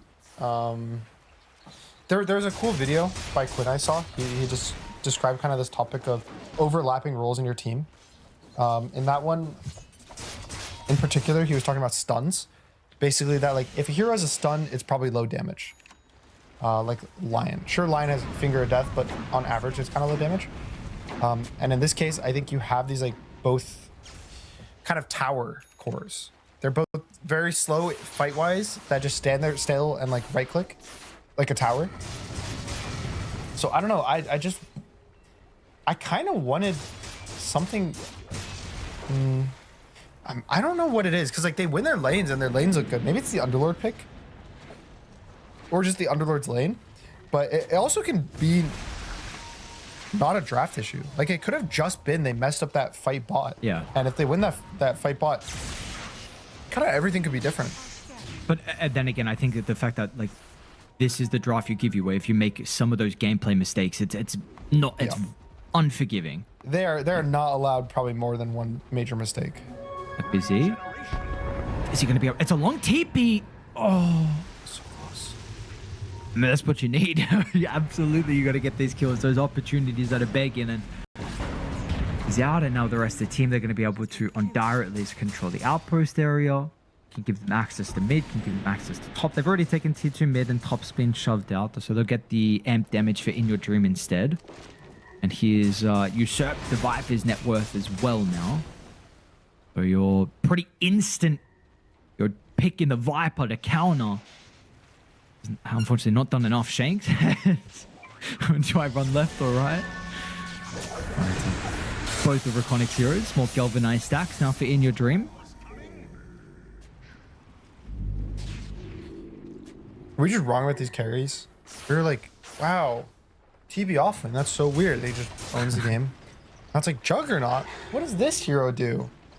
He's just destroying the game by himself. Should we get another cool carry, game 3? Ooh, it's a cool carry. It's not picked a lot. Spectre. That hero has popped up in pubs a bit. It has? Not a lot, Okay. but a bit. Yep, I've Alright. seen it from time to time. Good versus Nature's Prophet. Gotta be successful with the high ground siege first. Going to the Underlord with the Nightmare. Nice timing out of the bushwhack, and they will still lose him. Fiend's Grip with the Blade Through might enable Akashi, but it's going to be able to break away. good Has an Omni Slash. opportunity for the Omni He Slash, chugged and all with the way that over used, there. he is invulnerable. And that's just the 50-50. Sometimes the Omnis work, One crit, sometimes one they're crit. absolutely bad. Jikroy Okay, now is he's a kinda little bit deep. in danger. Blade Through to get away with the Manta. He's actually okay. Blink back up. In Your Dreams also... Oh, he's buys a Ghost Scepter to Ghost TP up at the pit. Oh no! Actually, is he in danger?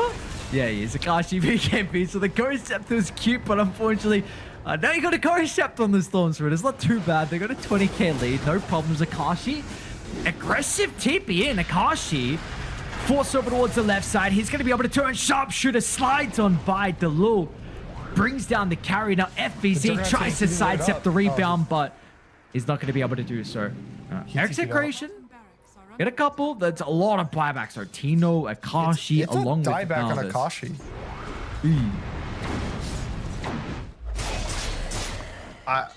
If we get a replay of that fight, I found it crazy that Juggernaut ended up there because I was a bit worried for the Omni Slash. Like he Omnis and the Bane, I believe, was Ghost Scepter at the start of the fight. So he's like split from his team, tanking all the Omnis, and then it was 2 bounces, I think is what happened.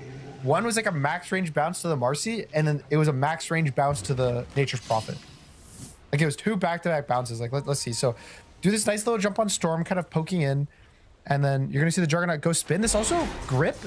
The new matchup versus Jug Bane kind of sucks. Is the second that the spin ends, he gets it. So here, look, 1-2. Those like Omni Slash bounces, because if the bounces stayed on the Bane, or it like bounced once on the Marcy, or it bounced back to the Bane, he doesn't kill the Nature's Prophet there, because the Marcy died to that, like to 1 extra slash or something like that.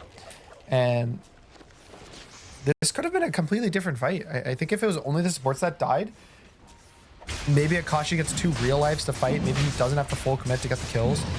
Maybe they even kill the Juggernaut. Right? There's like so many of these different scenarios, and now 20k gold lead, free Aegis for Jug.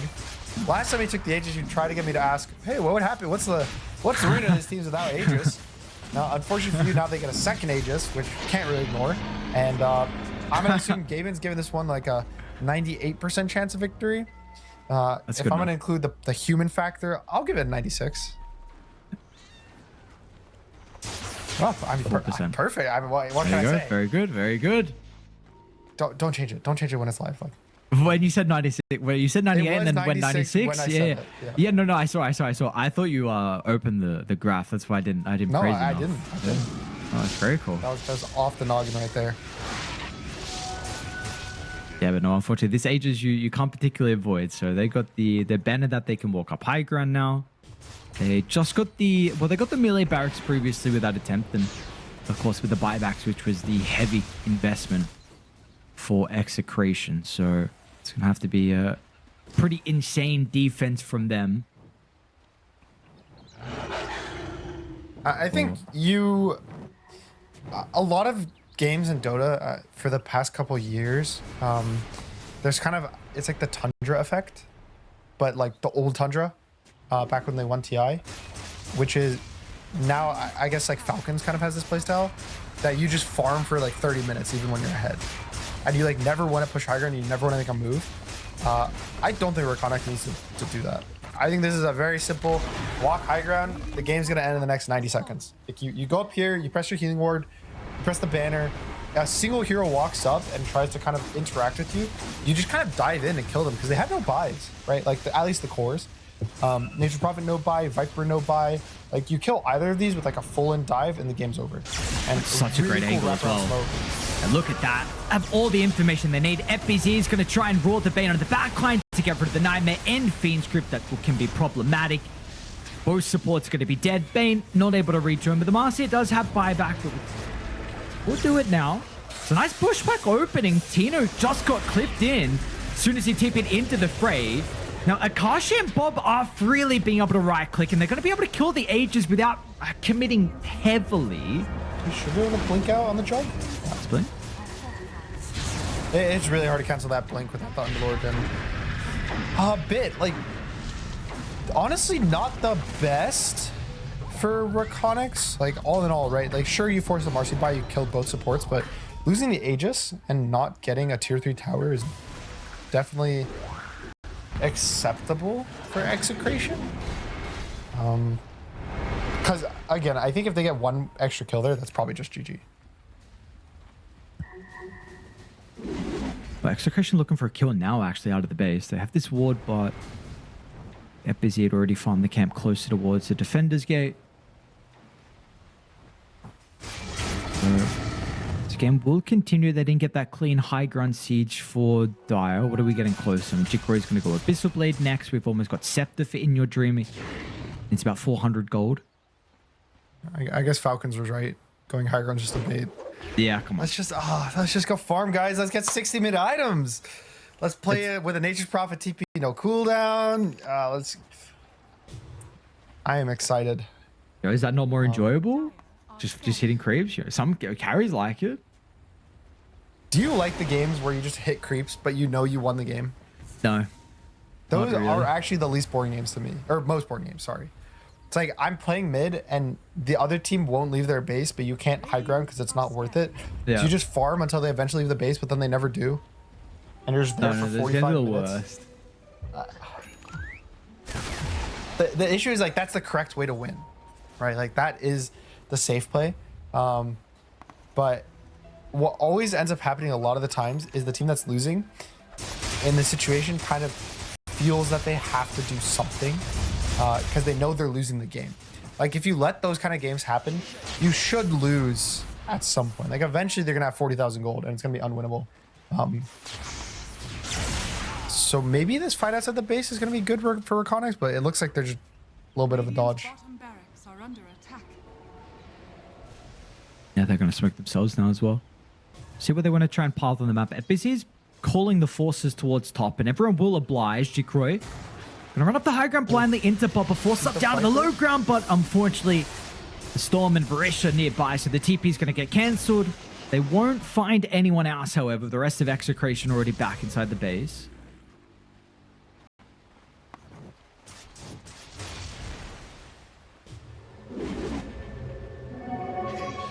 Abyssal now finished for Jug, so pretty much just the dream game for him. He has, I mean, like the fact he has a Swift Link before he has 6 other items, like, that's gotta feel good. Nullifier, yeah, I didn't like the Nullifier. I like the Scotty more in the Jug. Even an Ags, I'm surprised. I think the last time Jug was popular, there was a lot of Ags purchases, like as 3rd or 4th item. So it's a bit surprising he's not going for that anymore, because I don't know if it was nerfed that much. Maybe it's like a 5-second longer cooldown. Maybe it's like a 20. But Radiant are scanning. Scotty's still just good versus 2 range cores. I think anytime you're playing versus at least 1 range core, if not 2, it's worth it, even if you ignore like the health reduction. Just like that increased potency versus the range cores makes the item just super high value. Yep. Also, no shard. Does he know what the shard does? True. It has to be good. It used to be 2 different talents. There was one to increase the healing from it and one to increase the hits to destroy. So now both of those are in the shard. I think the old shard used to suck. I think it was like, what was it again? Movement speed and spin was his old shard. And maybe like a bit more spin damage. Something like, it was something about spin, which always was like, I don't really care about spin at this point for damage. It's more just to be annoying and dodge spells. Kashi might get, no, okay, no blink cancel cancels.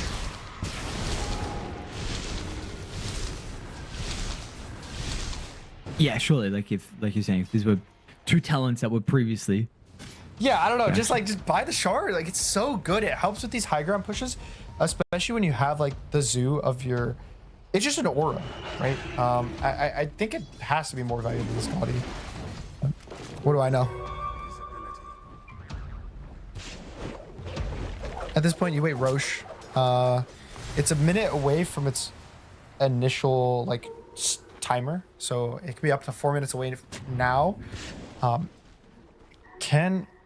Biggest question is, can Execration win a fight at Roche, and or can they win a fight into the Aegis?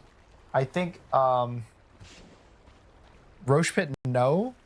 Into the Aegis, in an honest Also way, no. But on high ground, that's how you throw anyway.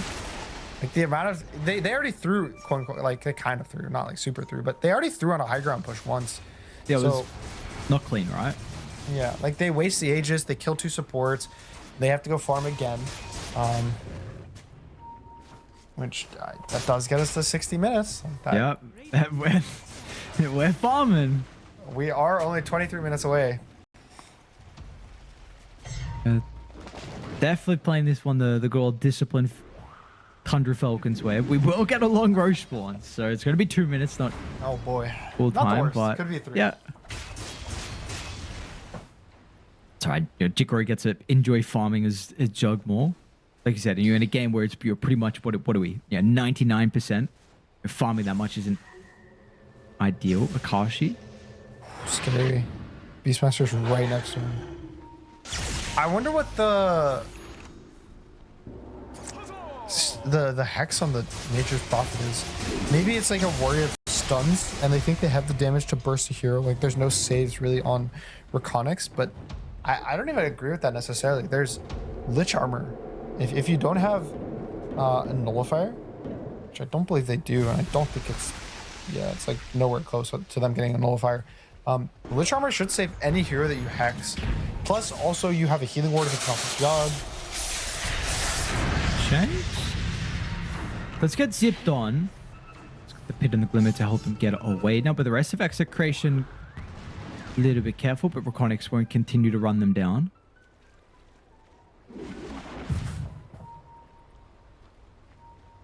Okay, Jikroy. No, of course, that no one else is really close behind him. But yeah, the Hex is definitely interesting from Akashi. See if he does commit to it or if he changes.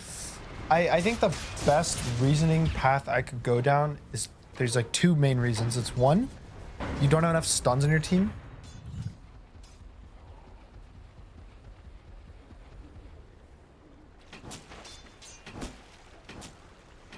What is the second? Those stuns and... because that's the good one. Second is the all important. What is going on here? Oh, the second one is he basically doesn't have an ability to man fight the Juggernaut of the Beastmaster. So even if he buys like a Daedalus, he buys a Satanic, he buys AC, you know, like no matter what item he buys, he's gonna struggle versus just like standing there and right clicking. So getting this Hex lets him play these like kind of more annoying like rat things where it's like maybe the Storm Spirit's split and he's pushing the side lane and then you kill him with like you plus a Bane Grip. I think it's like the rat playstyle, which I do agree with in this game. Usually you like I like the Nature's Prophets that just become like a super beast and just like 3-shot everyone and have crazy stats, but it's just not really feasible playing versus the Beastmaster and the Jug. That's my biggest concern. I saw them pick the Nature's Prophet and I wanted to believe in them, but they're picking Nature's Prophet into really bad cores. Like the Beastmaster first pick, it just screams anti-Nature's Prophet to me. Like I know their lane went good, but the mid game is just such a hard matchup. Unfortunately, because of that, you now have a 1% probability with a 40k deficit. So he's going to jump in with a roll. Nice Nightmare though, so should be able to waste at least one roll. He does have the Refresher Shard, so he wants to use the second one for himself. He can. We're going to keep him. Mavis did actually complete a Scepter as well for the Bane, so I don't know how much. We'll see how this is going to be able to come into play. They lose the Bennett too, so it should be able to help them deal with a double catapult wave. It's another Aegis push that's not super clean from REKONIX. Once in. Okay, Jigro. They double banner. Okay. Nice split. Gonna make sure the Vortex doesn't drag multiple people in. This Juggernaut feels so strong. Okay, actually, I think the rebound did connect. Are they going to be able to kill him? Force out? It's fine. Dalul has an E-Blade on the Hoodwink. Okay. And then you have the nice thing about Jug. 20 seconds has a healing word. Go high ground again. Dude, man, you have 4,000 gold on Jug. Dude, just buy the shard. Please. Did you buy a full Aghanim Scepter? What did you buy? What did he buy? I don't know. Let's see. Oh, wait. I actually don't know what he bought. Oh, he didn't buy it. Shanks. Easy. My wisdom, buddy. We're close to butter on Mr. Bob. Oh, kinda. Maybe at 600-700. Yeah, I think they keep. Oh, nice force out from Dalul. Really cute Memo. FBZ is going to roll the Bane, but you do have a second support. Shanks doing a good job with the rebound in your dream. Refresh up, zip in, and look at the damage. Oh my lord, late game Storm with Action is just so stupid. Ultra for Jigro, and we're going to go a game 3. And that wasn't even a level 25 Storm. That was a level 24, so not even overload bounces. That's pretty much just free hitting Storm Spirit. I mean, was that not a fun Juggernaut performance there? Did you not? Like, I really want to see them prove their skill level to themselves and to us. Okay. What was if this is going to be a game if they can prove it or not? See if the Tiny gets a victory as well. I think it's 1-7 Amateur. Yeah, at the moment. So I am a Tiny hater. I will say that. There was the one game, I think the win what we also casted, and it looked good that game at some point in the mid game, but yeah, not every single other time we've casted this hero. It is just completely useless, unfortunately. yeah, you know what? There's not really been winning games, so you know, maybe it's a bit of a different story here, Mr. Jigro. So who's going to be able to book their ticket into the upper bracket finals as well. Still has a long run if you get knocked down. You would have to win 3 series to then be able to play in that best of 5. So 4 total, love right? the easier. Yeah, 4 total. Then include the grand finals. So would absolutely love the easier path forward. Marcy, Shall will see. Radiant team feed a first blood on this rune like they always do? No, they won't. Someone, Dyer. maybe. Dyer might be, by the looks of Where it. did Marvis. Bob go? Bob? He dips. Bob's back in now. Why did he just leave? His wife is probably scratching his head as well. It's like, where's my Bob? I'm so... Why did he just walk away? They were fighting the rune, Bob. Well, who got it? Okay. Tino, okay. Yeah, Look at like the he... I mean, okay, sure. That was kind of crazy. I feel like that was... I think if Bob fought, I don't think they... The Wyvern might even live. But nonetheless, first blood goes to Radiant, but Lycan gets a kill. I think that Lycan getting the kill matters more than CM in this lane. Obviously, there's the first blood gold, but Lycan's basically whole objective in this game is get to the Helm, I would say. The Helm of Iron Will, because that gives you armor, gives you regen. When paired with your passive, it's pretty much impossible to kick you out of the lane. So the sooner the better. And what are your thoughts about this? I mean, we mentioned about the potentially with the supports changing around, but you kind of wanted the Wyvern with the Marcy, right? To lean into the Marcy. Yeah, I thought that was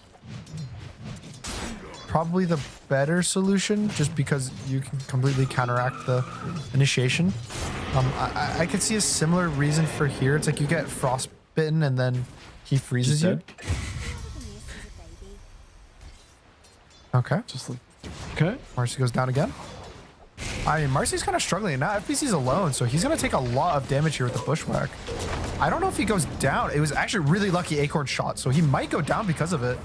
Yeah, they didn't even have... The multi-shot just came off cooldown, but not necessary. So there you go. This is what we wanted to see out of Execration. A better start from them. Game 1 looked great. Yeah, and then level 3 is the big timing for Drow lanes. It goes from 50% slow to 25% slow.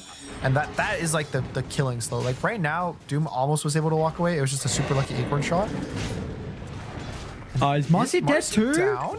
Like what? I mean, you kill the Hoodwink, but are you just going to die as well? One more tries to use the trees. Okay, No, he can't walk in too far. All right, good kill. I mean, playing it super close, but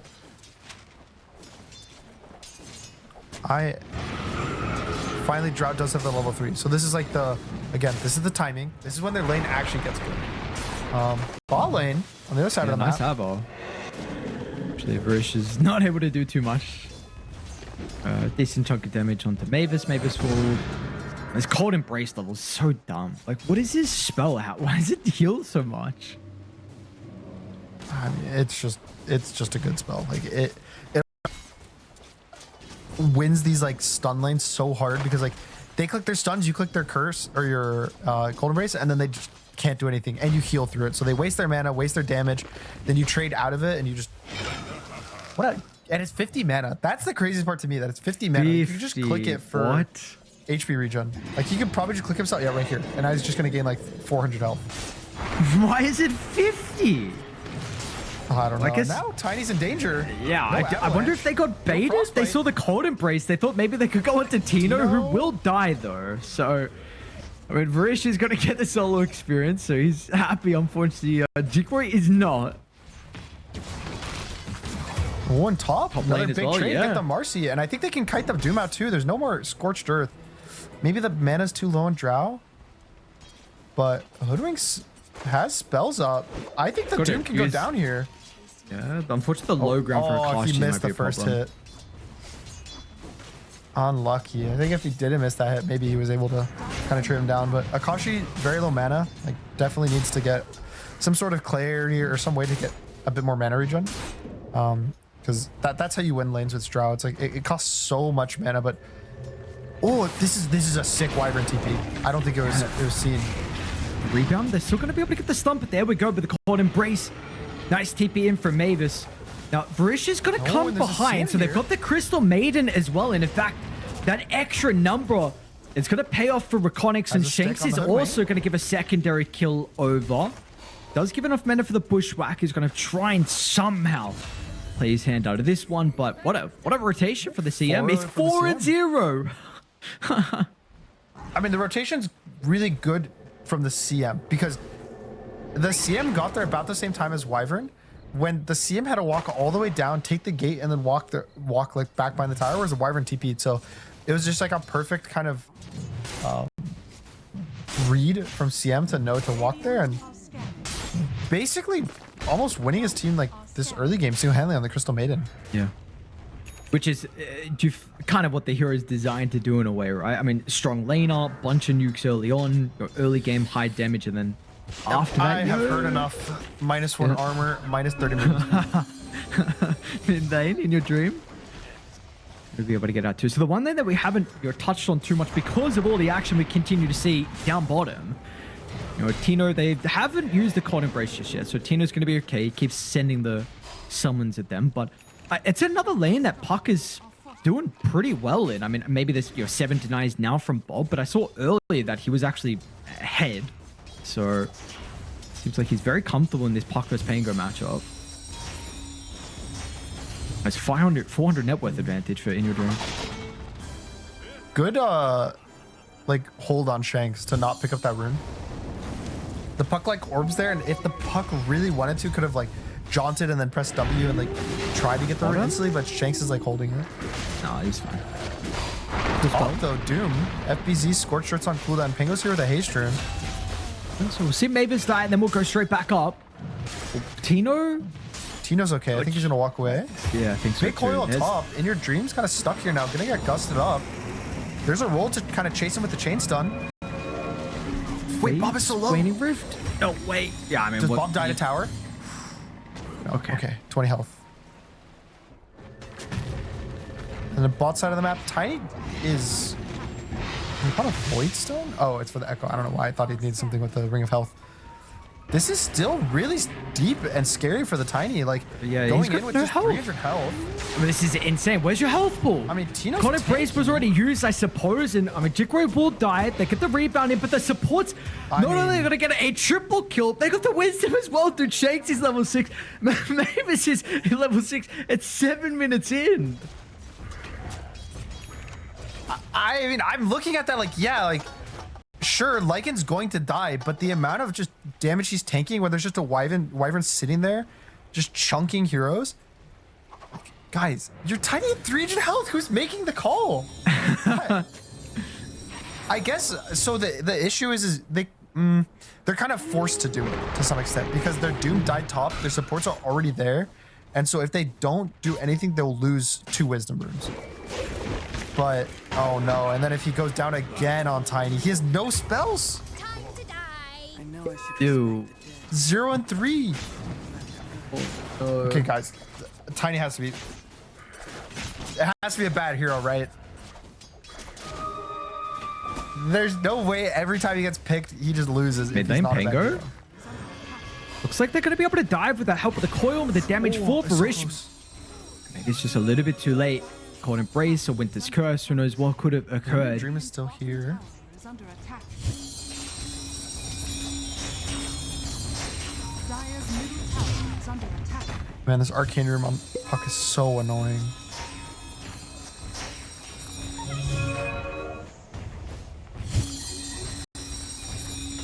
Radiant's bottom tower 6-second cooldown orb at 8 FBZ's minutes. in danger Cool. top. Drow's gonna go on him with Okay. the slow and also with the bushwhack. Pango TP2, just, yeah. He cannot do anything here. Oh, okay. I mean, Mavis? Execration is just running the map right now. Yeah. Like, they are doing so many good moves across the map. I think the biggest difference right now to me is,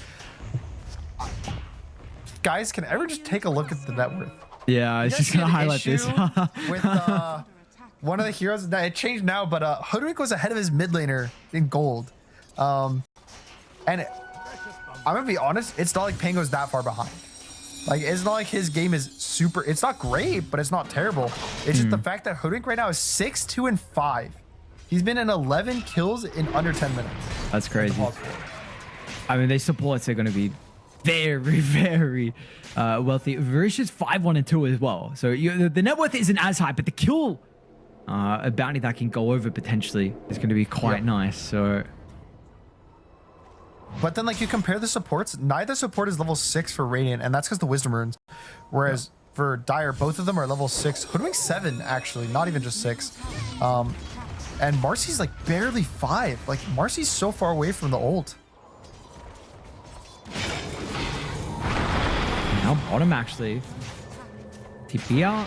Nicely done from Tiny. Tina's going to use the shapeshift, but no way to cancel. So Is under attack. this will be their safe lane tower by the looks of it going down. Both sides probably going to lose. In fact, actually, Dire will come back to respond. Drow gated, and there's a Lycan TP, so going on the Doom. Drow's kind of Bit messy. Yeah, absolutely. But the rest of the support's going to try and run over. Nice curse. Oh, nice. Really curse. well done from Mavis. Just gets in range in the nick of time to be able to cancel that freezing field, which will keep Akashi alive. And they're still unable to get that value out of the first Doom that they were hoping for. Radiant's bottom tower is under attack. I'll be honest, I think that might have been one of the first times I've seen a TPing Lycan, like with ult already into a fight. Yeah, true, actually.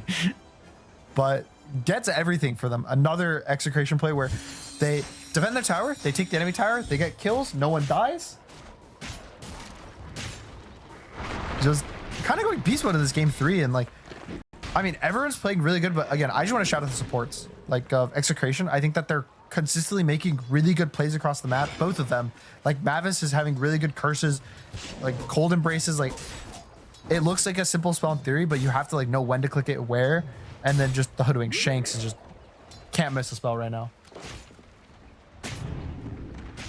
Do you, is this the right call you feel like from Shanks with all the gold that he has to go into the Spirit Vessel? Yeah, I think so. First the Doom and the Tiny, like these high HP heroes, just getting the percentage-based damage helps you just chip them down. Because your damage on your team isn't like insanely high. It's a lot of, you'll just kill them eventually. Between like Lycan damage, between Drow, ooh, nice rune from Inner Green. So I like anything that gives them pretty easy to get free damage. Okay.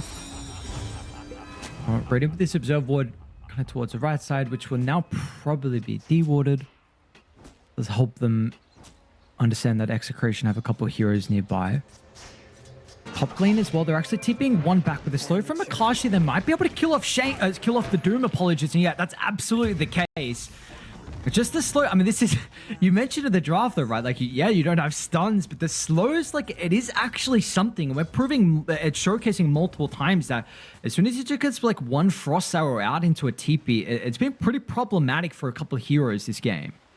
Yeah, as long as they have, the nice thing is their team doesn't have super great stuns, but they have TP cancel, right? Like Wyvern can cancel, Hoodwink can cancel, Pango can cancel. Lycan, if he has like, what, there's like 3 different creeps they can cancel. There's like some root creeps, there's a Centaur stun creep, there's a Mud Golem. Like he has a couple options for TP cancels. So any +1 for Drow, and they can just kill whichever hero they feel like. Shanks is level 8. He's 8.5. That is Dream's 9.25. Like what? He's 7-2 and 7. And I just noticed as well, Mavis has actually maxed out Splinter Blast. I don't know. I have not seen Wyverns over the last couple of days and the other qualifiers as well, but we were pretty much only getting the Q with the. It was the Q and then you book it, right? Yeah. And I know I did see KJ once go the Cold Embrace, or maybe twice at Blast, but it is a bit interesting. Yeah, I'm not 100% sure what the correct play is. Lycan just gets a solo kill, but that's just a Lycan with a Dom. The big play is going to be this top defense. Hoodwink's in. Shanks, this is a really big kill if he gives it away. Yeah, I don't know. Just Doom. Like, just Doom and get the kill, bro. This is everything. Everything. Get him. 727 Hoodwink. They're not going to get him. Scared? And Bob's actually here with the Rolling Thunder. I guess, yeah, that makes sense. Now, in your dream, Phase Shift Stun, still going to get landed. And now the bounce back. Oh, man, what's going on this game? And now the curse. On top of that, FBZ is still not going to get a Doom usage this game, and this Radiance is getting further and further delayed. I mean, this is the concern for Radiant, right? It's like Dire has this super fast draft, right? Like 20, 25 minutes, just go, win the game. And what did I just say after they picked all the heroes? It's like Tiny's going to farm for 25 minutes to have impact. Doom's going to farm for 25 minutes to have impact. Puck versus Heroes does need to farm a lot to have impact. And I think Execration just kind of abusing the fact that Radiant's draft is weak. Like, REKONIX don't really do anything right now. Like, Puck doesn't have the damage to deal with a Lycan just in the game, and this is getting scary by the minute. He just swashed in. Okay, this was... What had just happened? He just insane swashing. Did they have a what? Did they have anything? Was he just farming? That was... he was just farming. Well, Well, that's pretty much back to the game. That's like a 3K gold swing. oh, and the experience as well, right? I mean, that's another massive a lot thing. of experience. Like, looking at the graph, it's pretty much not completely back to even, but they lost about half of their entire advantage, just like with one small play. Oops. And top lane, if it doesn't work, let's just run down FBZ again. See, he gets ready let's for just the kill him range. one more time. Oh, in your dream, did get an amp damage as well. So as this if a fight's gonna break out. Meanwhile, you also Jikri is top net worth, so he's farming up a storm. He's got the Shadow Blade now too. Yeah, even surprisingly, with him being 0-3, I think he's kind of gotten a bit of space since then. And like, even just getting assist gold like there is really nice. Oh no, he broke the smoke. He was like so close to walking out, but... Oh, And actually might kill Shanks now because he's stepped too far away from everyone now. So Jikri pops a smoke, dips out, and still gets the kill.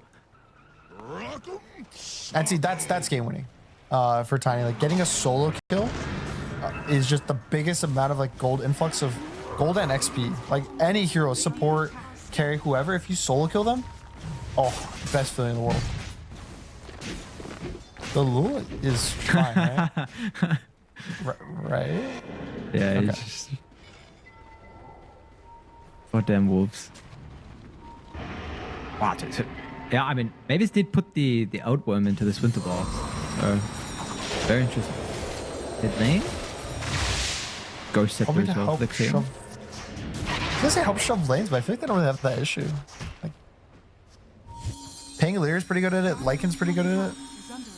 They don't have heroes that need to be off map necessarily to play the game. Like, they can kind of show as long as they can connect to a fight. Yeah. Interesting. Wonder, you know, maybe it just helps you get that one or second item afterwards. That's going to be more important. I'm not entirely sure, but yeah, we'll try and roast nonetheless here from Execration. So a bit of a blip on the radar with the deep dive invading into Radiant's jungle. But ages now that they're going to be able to work with. So he gets it. Bob will take it. Diffusal Ag Shot has been the call. I would have expected like the Drow, to be honest. Maybe, I guess, if Drow's dead, they're probably losing the fight twice, whereas Pango can like go in really hard first life, and it's okay because other people will kind of carry him. I don't know. It just feels kind of weird to put it on your weakest core. But Liking also can't use it. He's a transform hero, so you don't want to put it on him. I don't know. Bob's got to put in some work with his ages.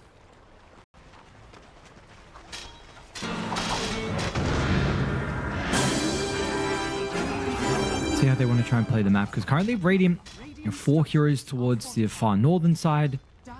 Jikri's actually even going to cut the bottom wave as well to try and dissuade Dai from trouble. Maybe?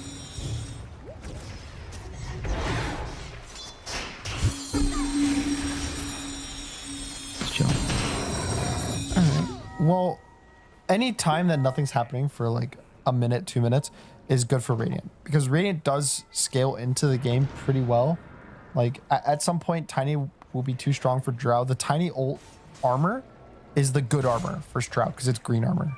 The Drow ult will only pierce base armor, which is the white one. Tiny has basically 4 armor that's getting reduced by Drow. And right now 15 that isn't, so just in game, good matchup for Tiny. Does that... I was going to ask if that Roche was actually a good call from Execration, because the lead, I think they gained, honestly, 2k from that time of them leaving the map. If they gave it to Drow, I'd say yes, but because they gave it to Pango, I'd say no. I don't think Pango can force enough plays or enough aggression to make it feel worthwhile for him to be holding the Aegis. I don't know. It's like, it just feels awkward to use with their draft unless they're trying to hit a big timing. Because it's kind of just like you said, they just lose gold when they go Rosh. Look at what they're doing on the map down to the Tormentor. I mean, they've already set up In Your Dream and Varish. So, unfortunately, they're going to be waiting a while. And they will see them around the mid lane again. Radiant have an Observer Ward, so they're going to see Mavis, they're going to see Shanks. And yeah, they've had enough of sticking around, so... Should potentially an Observer wasted. Meanwhile, the little top lane. Good TP. I mean, not really any TP cancels, so... The Penguin's kind of the worst one to use, just on the fact that you gotta, like, rev up the ult. Mavis, can you cancel? Oh, just a little too late. Close. They're going to get the wisdoms. The Lord will be able to find REKONIX's other. I think REKONIX is basically fully recovered from the early game. I mean, a lot of it's off the Pango. I'm going to say a trend I've noticed. You can tell me if I'm wrong. Okay. Tell me if I'm a hater. But I feel like a lot of the teams so far in this qualifier kind of will start stomping a game. Ooh, I think... Okay. Nice play. There's a Ghost Scepter on Marcy. Nice sidestep. Now, FBZ's here. Going to give him a target to be able to rebound away. That puts the Rolling Thunder on cooldown. This is a scary fight, just in general. I don't know if they should force this tower. Maybe it's fine. Maybe the Doom just doesn't want to commit to a fight. Anyway, I feel like we've seen a lot of teams having a very, very solid early game, making one mistake, and then stop being aggressive. And then they just slowly lose the game. Like, it's happened so many times consistently that I hope Execration finds a way to, like, get back into the rhythm. Because since that Pango death, they haven't made a single move besides the Roshan. Kind of like you said, the Roshan isn't... It wasn't even good. Like, it didn't give them an advantage. Like, they... maybe they got the T2 tower down bottom. They definitely got the top one. So you get some objectives, but the fact that, like, this game was...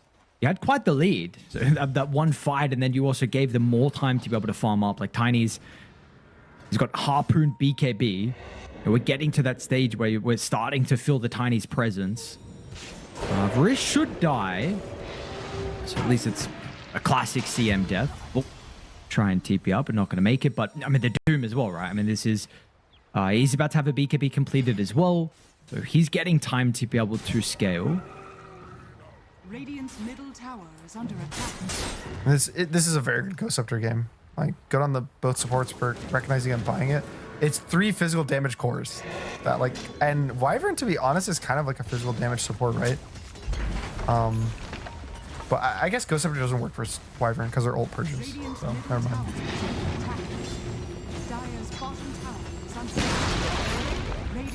I don't know what this... I didn't know it purged. Okay. Yeah, it is weird. It just says it, like, in the text. I remember they added it. The 2 spells that always catch people off guard for the purge are the Techies Taser and the Wyvern ult.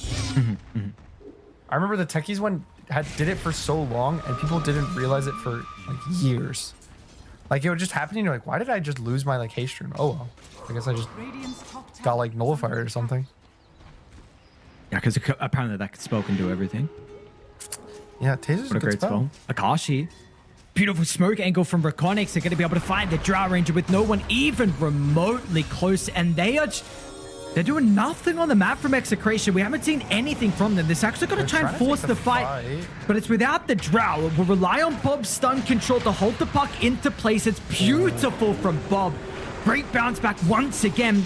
Now, Chikor's going to land the combo, but with the Spirit Vessel out to him, will activate the BKB. FBZ's going to enter the team fight late. Does he get the Doom before Bob's able to blink away? He's still got this available. Meanwhile, Jikroy will angle down Mavis, but it's a commitment onto the Wyvern. Is he going to be able to get out as well? Looks like he'll live to tell the tale. Now, FBZ trying to charge back in to deal with Bob, who wants to snipe Jikroy, but unable to do so. This is going to be a gem that they could steal as well. Unfortunately, won't be able to get the blink up. The kill is secured, and the gem is snatched as well. REKONIX now leads up to 4,000. I get the vibe of wanting to take the fight because you kind of are rapping on them as 4, but I don't know. Your drow matters so much for your draft, right? Like the drow provides all the damage for your like limited stuns to actually kill heroes, provides slow, provides kite. So when she goes down, I think it's okay to just accept the loss in terms of the map.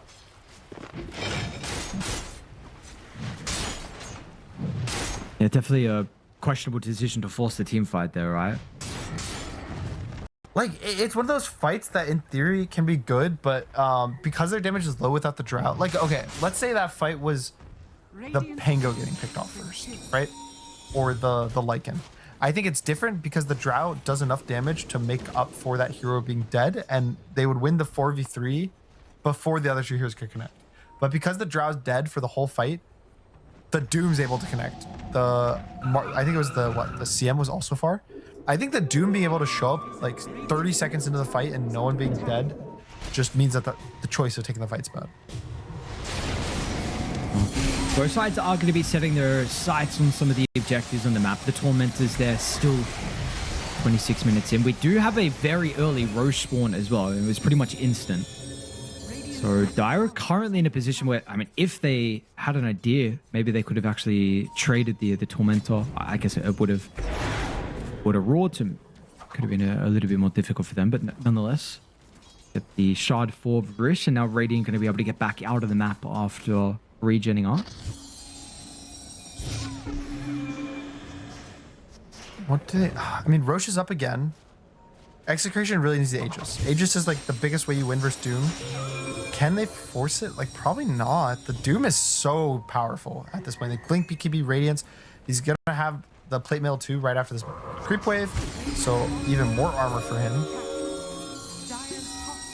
Game's not getting any easier. Radiant structures are fortified. But the question's like, how...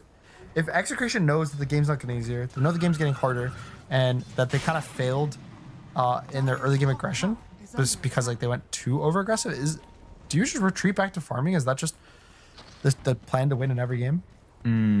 So farm instead of trying to force a fight here. Just like you know, eventually, It's all right. something good will happen. Like their dead bodies are gonna land on like a silver platter in front of us, all with 1 health. I get to last all of them, get a nice little rampage. No, this is the Super fight. nice. This is it here for Execration to put them back into this game. Winner's going to be able to steal Roche Decoy. Starts onto the Pango. The response is there from Dire. A bunch of Tiny. But the Harpoon's going to be able to get it back over towards the high ground. But the Tiny's still in danger, trying to disengage. He's going to be fine.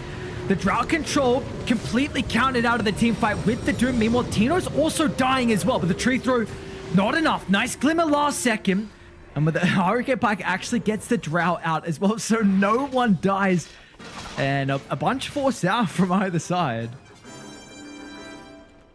Thankfully for Drow, I was able to kite that fight. I think if anytime Drow dies, I think the game just gets basically further and further away for them. But I mean, that's a 0-for-0 fight, which I mean, you want me to be fake positive? Like that's good for Execration. They're behind 7k gold. I'm gonna be non-positive. It's another minute and a half, 2 minutes of REKONIX just maintaining a lead. So their scaling draft, their winning draft is just getting better every single failed fight, pretty much. They're going to try and force the issue. Again, keep in mind, this will... Roche is going to roar, so Radiant also, of course, have wards nearby. The Orb to scout. Puck just completed Octarine as well, and has a shield rune. Try and smoke. They know they can't take this fight. Just head first into Roche. They're going to have to try and get a better angle. Lil might be in a position to pop the smoke with that high ground ward. He's actually going to back away, which could give Execration opportunity to enter the high ground here. In your dream, first point of contact. Silence, what a timing of the phase shift. They're going to try and get the stun, but the blink out is there in your dream. Really nicely done, but the Doom's going to be up in 20 seconds if they can kite and wait this out long enough. Find anyone?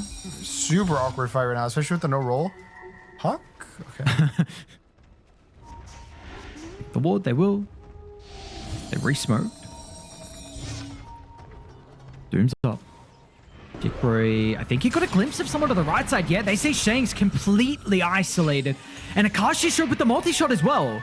He's got the BKB. He's going to be able to get rid of the coil and TP out. So this will pretty much guarantee Roche. Unfortunately, they're going to have to run all the way to the opposite side. They've got a top wave they have to deal with. The Lure will do so. They don't have the best Roche lineup actually from Radiant. Can they take this, you think? Or maybe Mark. Yeah, I think that they can take it with the... Doom's looking for more. He's smoked up. Smoke's going to end, but maybe it's going to for the Tino kill. So they're going to find Tino. Mavis might need the curse to be able to enable the Lycan to get away. The orb will expire before the curse does as well. So got to be a bit careful if Jikroy is going to find the opening here. Can he get in range in your dreams? Going to be able to slow him down. Tino, 500 health, gets the shapeshift off the last second, but it's not going to be enough. So the kill and the ultimate now on cooldown. Oh, that's a fast BKB from Tiny. I mean, they're trying to force the fight because mid's getting pushed in for the Lycan Wolves. Okay, they... Alright, I thought that was going to be an all-in on the Drow, but...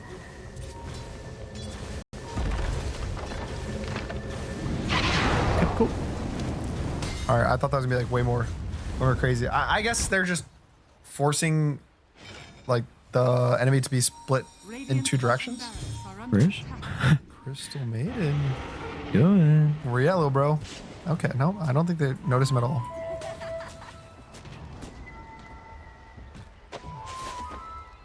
This is so stressful. Do they know? No. Okay. Surely not. Uh-oh. They're getting close. Oh, no. Oh, they saw him with the ward. Oh. He blinked away. Tiny just completed a blink as well, so it's going to go Swift Blink here for Jikroy, but has his potential for... To break the coil, but potentially just the repositioning against the Drow maybe can help you blow up Mavis, who's been pretty problematic here with his counter initiations and save inside the fights. Also, who do you want to doom in these fights as well? Because you mentioned before that you felt like Drow, like if she dies, it's pretty much fight over the Execration. So do you doom her and try and take her out of the team fight, or is there other heroes that you want to doom?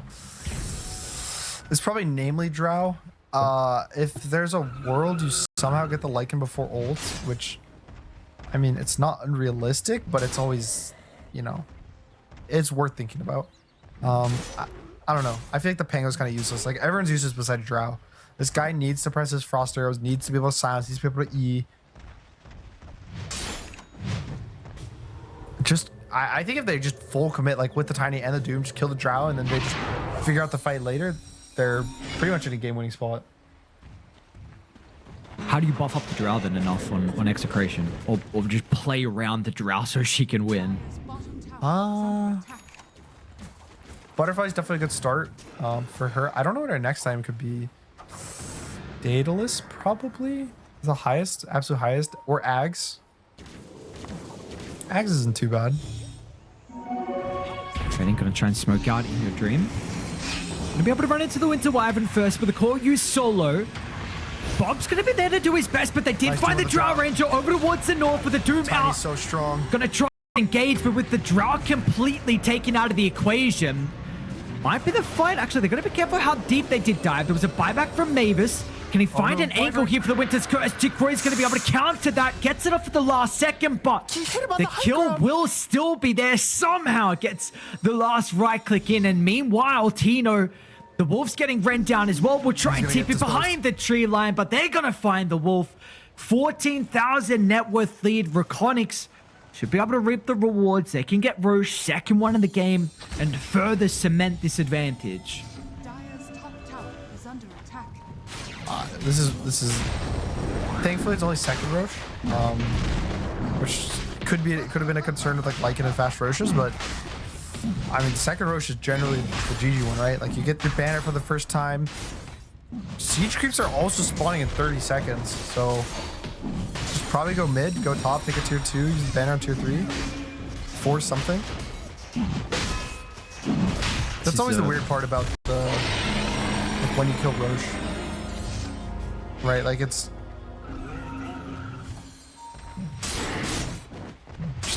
a sketchy game. It's one that mattered a lot, right? For Akashi, just having the potential double life versus the Doom.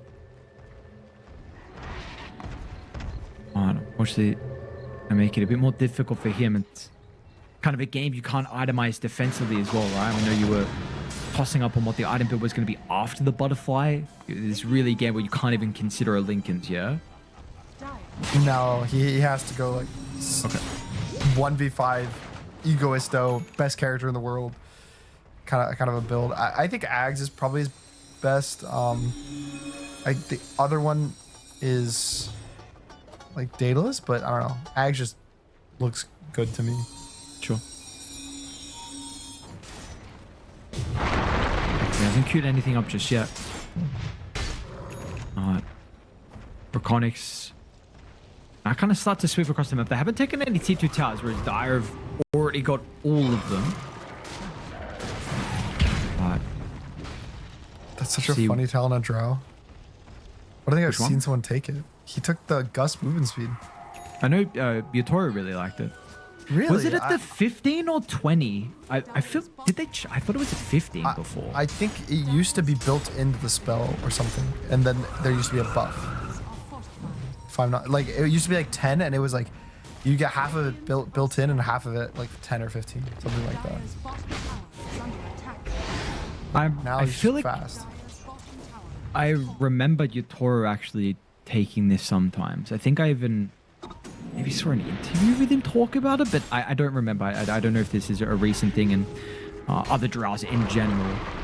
I don't know, the hero is very popular at the moment. Most welcome. Avis gets the Ag shot.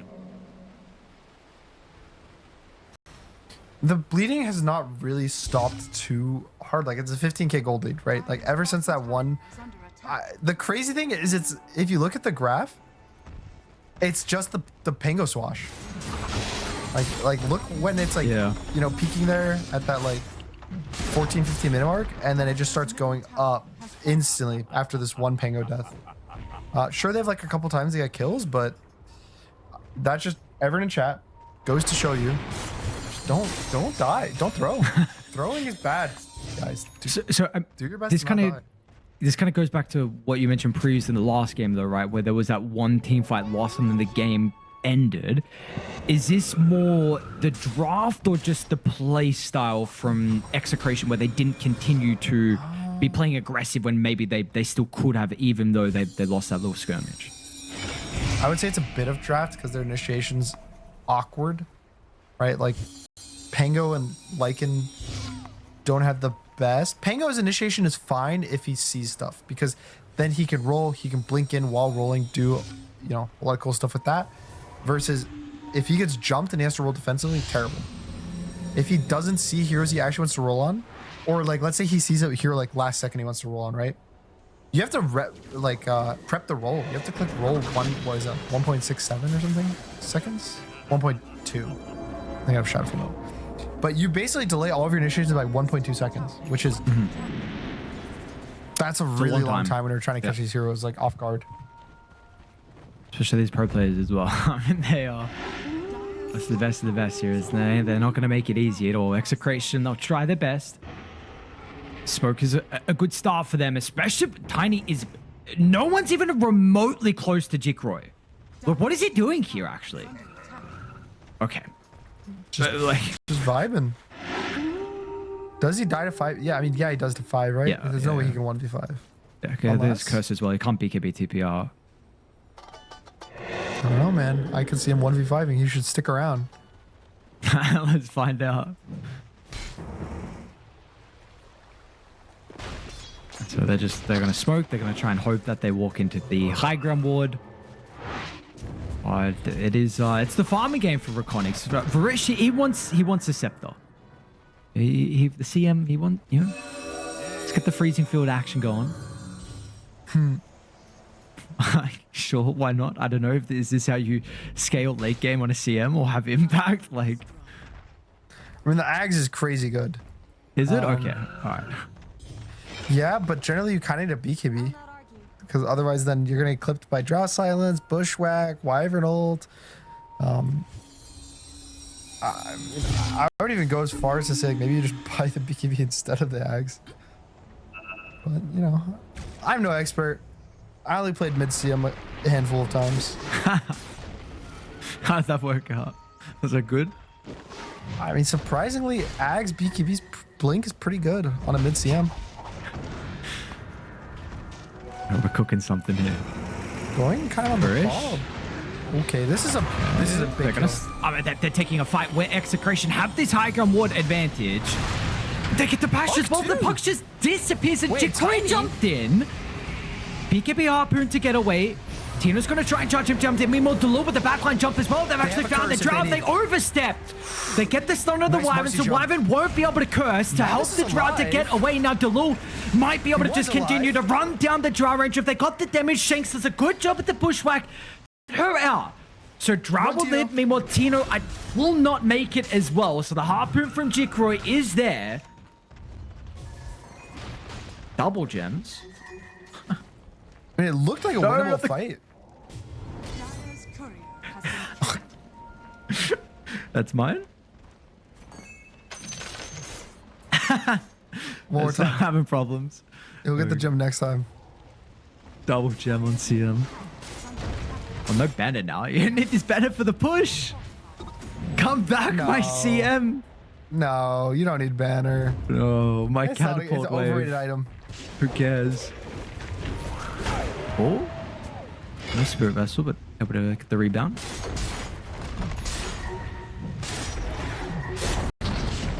Dire's middle tower. Yeah, they're gonna dip. Do you have this issue do with we- Swift Blink, or is this just me? I think the new particles they added make me think every Blink Dagger is a Swift Blink. Because they're green. Sometimes have it's you a ever bit noticed that? confusing. Not as much. I just see like green leaves, and for like a split second, I'm like, that looks like a Swift Blink. But then, obviously, the particles are leaves, so I'm like, it's different than a Swift Blink. But What do you got to do to make the other ones better? I know, of course, on you're like a tiny, we're not gonna get some. The other, I don't even remember what the you got. What's the other one? Overwhelming and overwhelming, Swift Blink, and Arcane. is it just arcane? Okay. What do you got to do to make arcane blink good? I mean, I don't want it to be good. Every No? time Why? they try to make it like a good blink, it's just the most broken thing ever. Remember when it was like blink to reduce cast speed? And then Shadow Fiends had like Vaguely. 0-second cast speed. Oh, yes. Yeah. I don't but think the- it's yeah. terrible right now.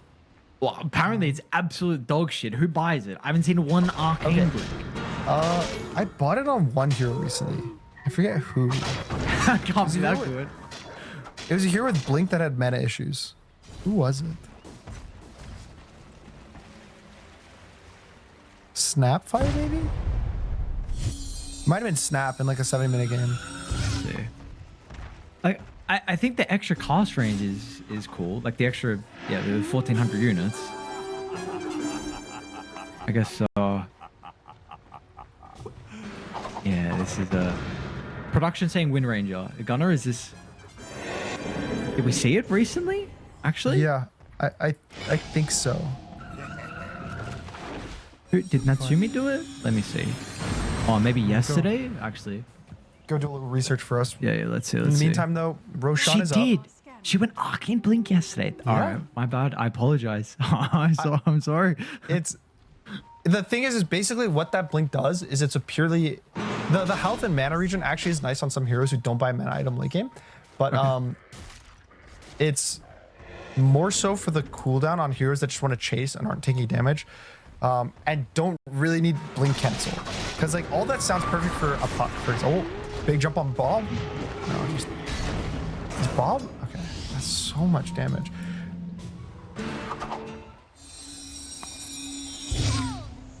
Forgot to reduce the cooldown as well. Actually, Radiant are Yeah, scattered. so it reduces the cooldown and stuff like that sounds really good on like a puck, right? You're like, oh, puck's always gonna have a blink for every phase shift. Like that's so good. But then you compare that to a swift blink, which makes puck tankier, makes puck cancel the blinks. Like the biggest issue with it, I would say, is generally the heroes that buy blink don't use it for repositioning, they use it for initiation. So, and then if they're using it for repositioning, they're generally a carry who wants to right click. So you need a repositioning hero who doesn't need agility or attack speed. Which I guess technically Wind kind of falls in the category because she doesn't really need the attack speed. She is a universal hero though, so I do feel like, what is it, like 70 agility you get from clicking it? Let's see, how much is it? It's 25 base plus 35. So you got 60 agility. I do feel like 60 agility is still kind of good on a universal hero. But Bad at all. What are we looking probability to? Oh, it's only 31% for Execration. really, I think that has to do with their burst damage that they have. Like if Puck gets caught again, Puck can just die Into here. the park. There's a Can she get BKB, caught? but Shang, ooh, they don't know. I don't think they noticed. Does he join to the orb?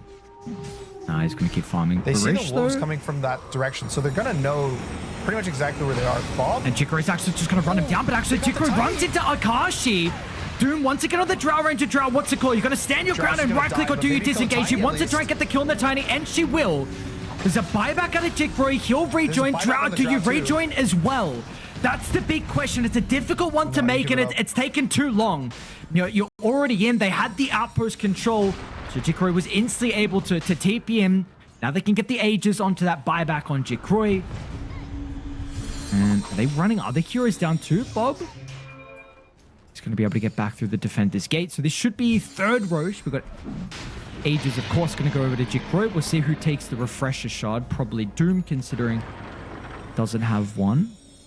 Or an orb, I should say. maybe it's like the.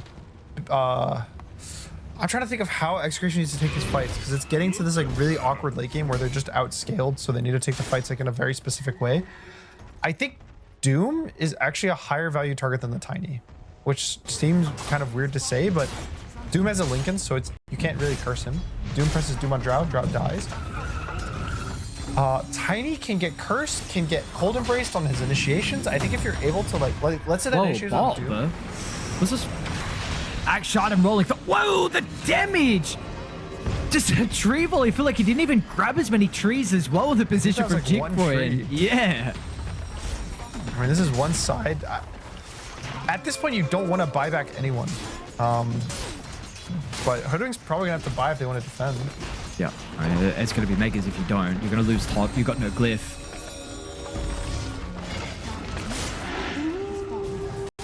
And that's just 1,000 health that Bob just took from one combo as well for the puck. So be careful, Jikro. It's going to rely on the puck to so continue much to create damage. some chaos. They'll get out of range of the tree volley as well. They haven't forced the buyback out of the Hoodwink. And it looks like maybe at this stage they won't get it.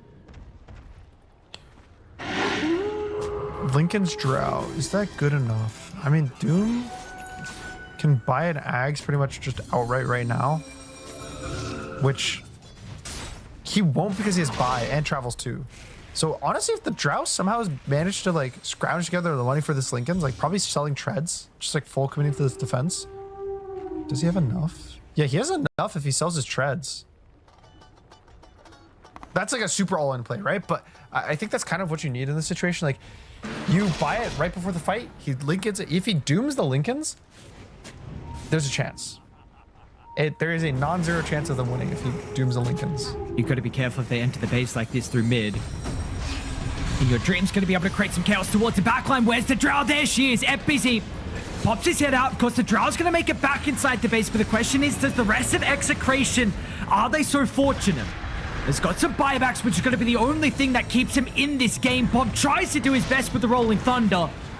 Can they reset on ready? You've got a double Doom potential. As soon as the Drow shows herself for a split second, FBC might be able to go back in. Refreshed up, tries to find the angle, unable to do so. Akashi with the reposition. Akashi is going to be able to kill out the Doom. So they won't get the second value out of the ultimate with the buybacks. Absolutely pivotal for the boys on Dire. They're not done just yet. They still have to go hold against the embrace. Aegis advantage. They'll kill the Tiny the once. Okay, there's a BKB. Stills BKB, stills a Swift Bank. Puck is still kind of the king, but ooh, Oh, he went in. Tiny. It went in. The tree volley, Akashi, buyback. Oh, the ravage from FBZ. The congregations. They will get the buyback out of Akashi, but It's Three three versus versus five. Jagro? No, he dodged Akashi, the you can't blink, be here. Toss up, good night. Bad positioning on the Drow, and they're going to be able to capitalize on that one, and that will be game. And once again, Execration will have another series loss versus REKONIX. We are up to 6 in a row from them, and it's just REKONIX are their nightmare. I